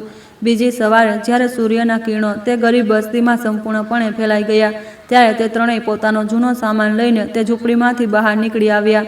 વસ્તીના બધા ગરીબ લોકો અને ક્રૂર મકાન માલિક ખૂબ જ હેરાનીથી તે વૃદ્ધ ભિખારીને જોઈ રહ્યા હતા, જે હવે એક રાજાની જેમ સીધો તન સીધું રાખીને ચાલી રહ્યો હતો. દેવરાજે તે મકાન માલિકને તેના બધા જૂના પૈસા પાછા આપી દીધા અને વસ્તીના ઘણા ગરીબ બાળકોને ખૂબ પ્રેમ અને આશીર્વાદ આપ્યા. તેમણે આ કઠિન જગ્યાએથી જિંદગીનો સૌથી મોટો અને અનમોલ પાઠ ખૂબ સારી રીતે શીખ્યો હતો. તે જ દિવસે દેવરાજ સિંઘાનિયા પોતાના દીકરા અને પોતાની તે મહાન વહુને લઈને પાછા મુંબઈની પોતાની એ જ શાનદાર અને વિશાળ હવેલીમાં હંમેશા માટે પાછા ફર્યા. આ વખતે હવેલીના દરવાજા નફરત અને ખોટા અહંકાર માટે નહીં, પરંતુ સાચા પ્રેમ અને પરિવારની અસલી ખુશીઓ માટે ખોલવામાં આવ્યા હતા. દેવરાજે તરત જ પોતાની સંપત્તિ અને પોતાના તે વિશાળ વ્યાપારી સામ્રાજ્યની બધી મોટી જવાબદારી આર્યનના મજબૂત હાથોમાં ખુશી ખુશી સોંપી દીધી અને પોતે તે ભારે તણાવમાંથી સંપૂર્ણપણે મુક્ત થઈને એક ખૂબ જ શાંત અને સાધારણ જીવન જીવવાનો પાકો અને અંતિમ નિર્ણય લીધો. આ સાથે જ તેમણે પરિવારની તે સૌથી મોટી ચેરિટી ફાઉન્ડેશનનું સંપૂર્ણ નિયંત્રણ પર મીરાને સોંપી દીધું, જેથી તે પોતાને તે નિસ્વાર્થ અને પવિત્ર હાથોથી લાખો ગરીબ અને જરૂરિયાતમંદ લોકોને હંમેશા મદદ કરી શકે. આ વાર્તા ફક્ત એક અહંકારી પિતાના હૃદયથી પરિવર્તનની જ નહોતી, પરંતુ આ આપણા ધર્મ, કર્મ અને નિસ્વાર્થ સેવાની સૌથી મોટી અને શાનદાર જીત હતી. ભાગ્યનું તે કઠોર પૈડું હવે સંપૂર્ણપણે ફરી ચૂક્યું હતું અને તે મોટા પરિવારે આખરે પોતાના જીવનની સૌથી મોટી અને સાચી ખુશી હંમેશા માટે સંપૂર્ણપણે પામી લીધી હતી.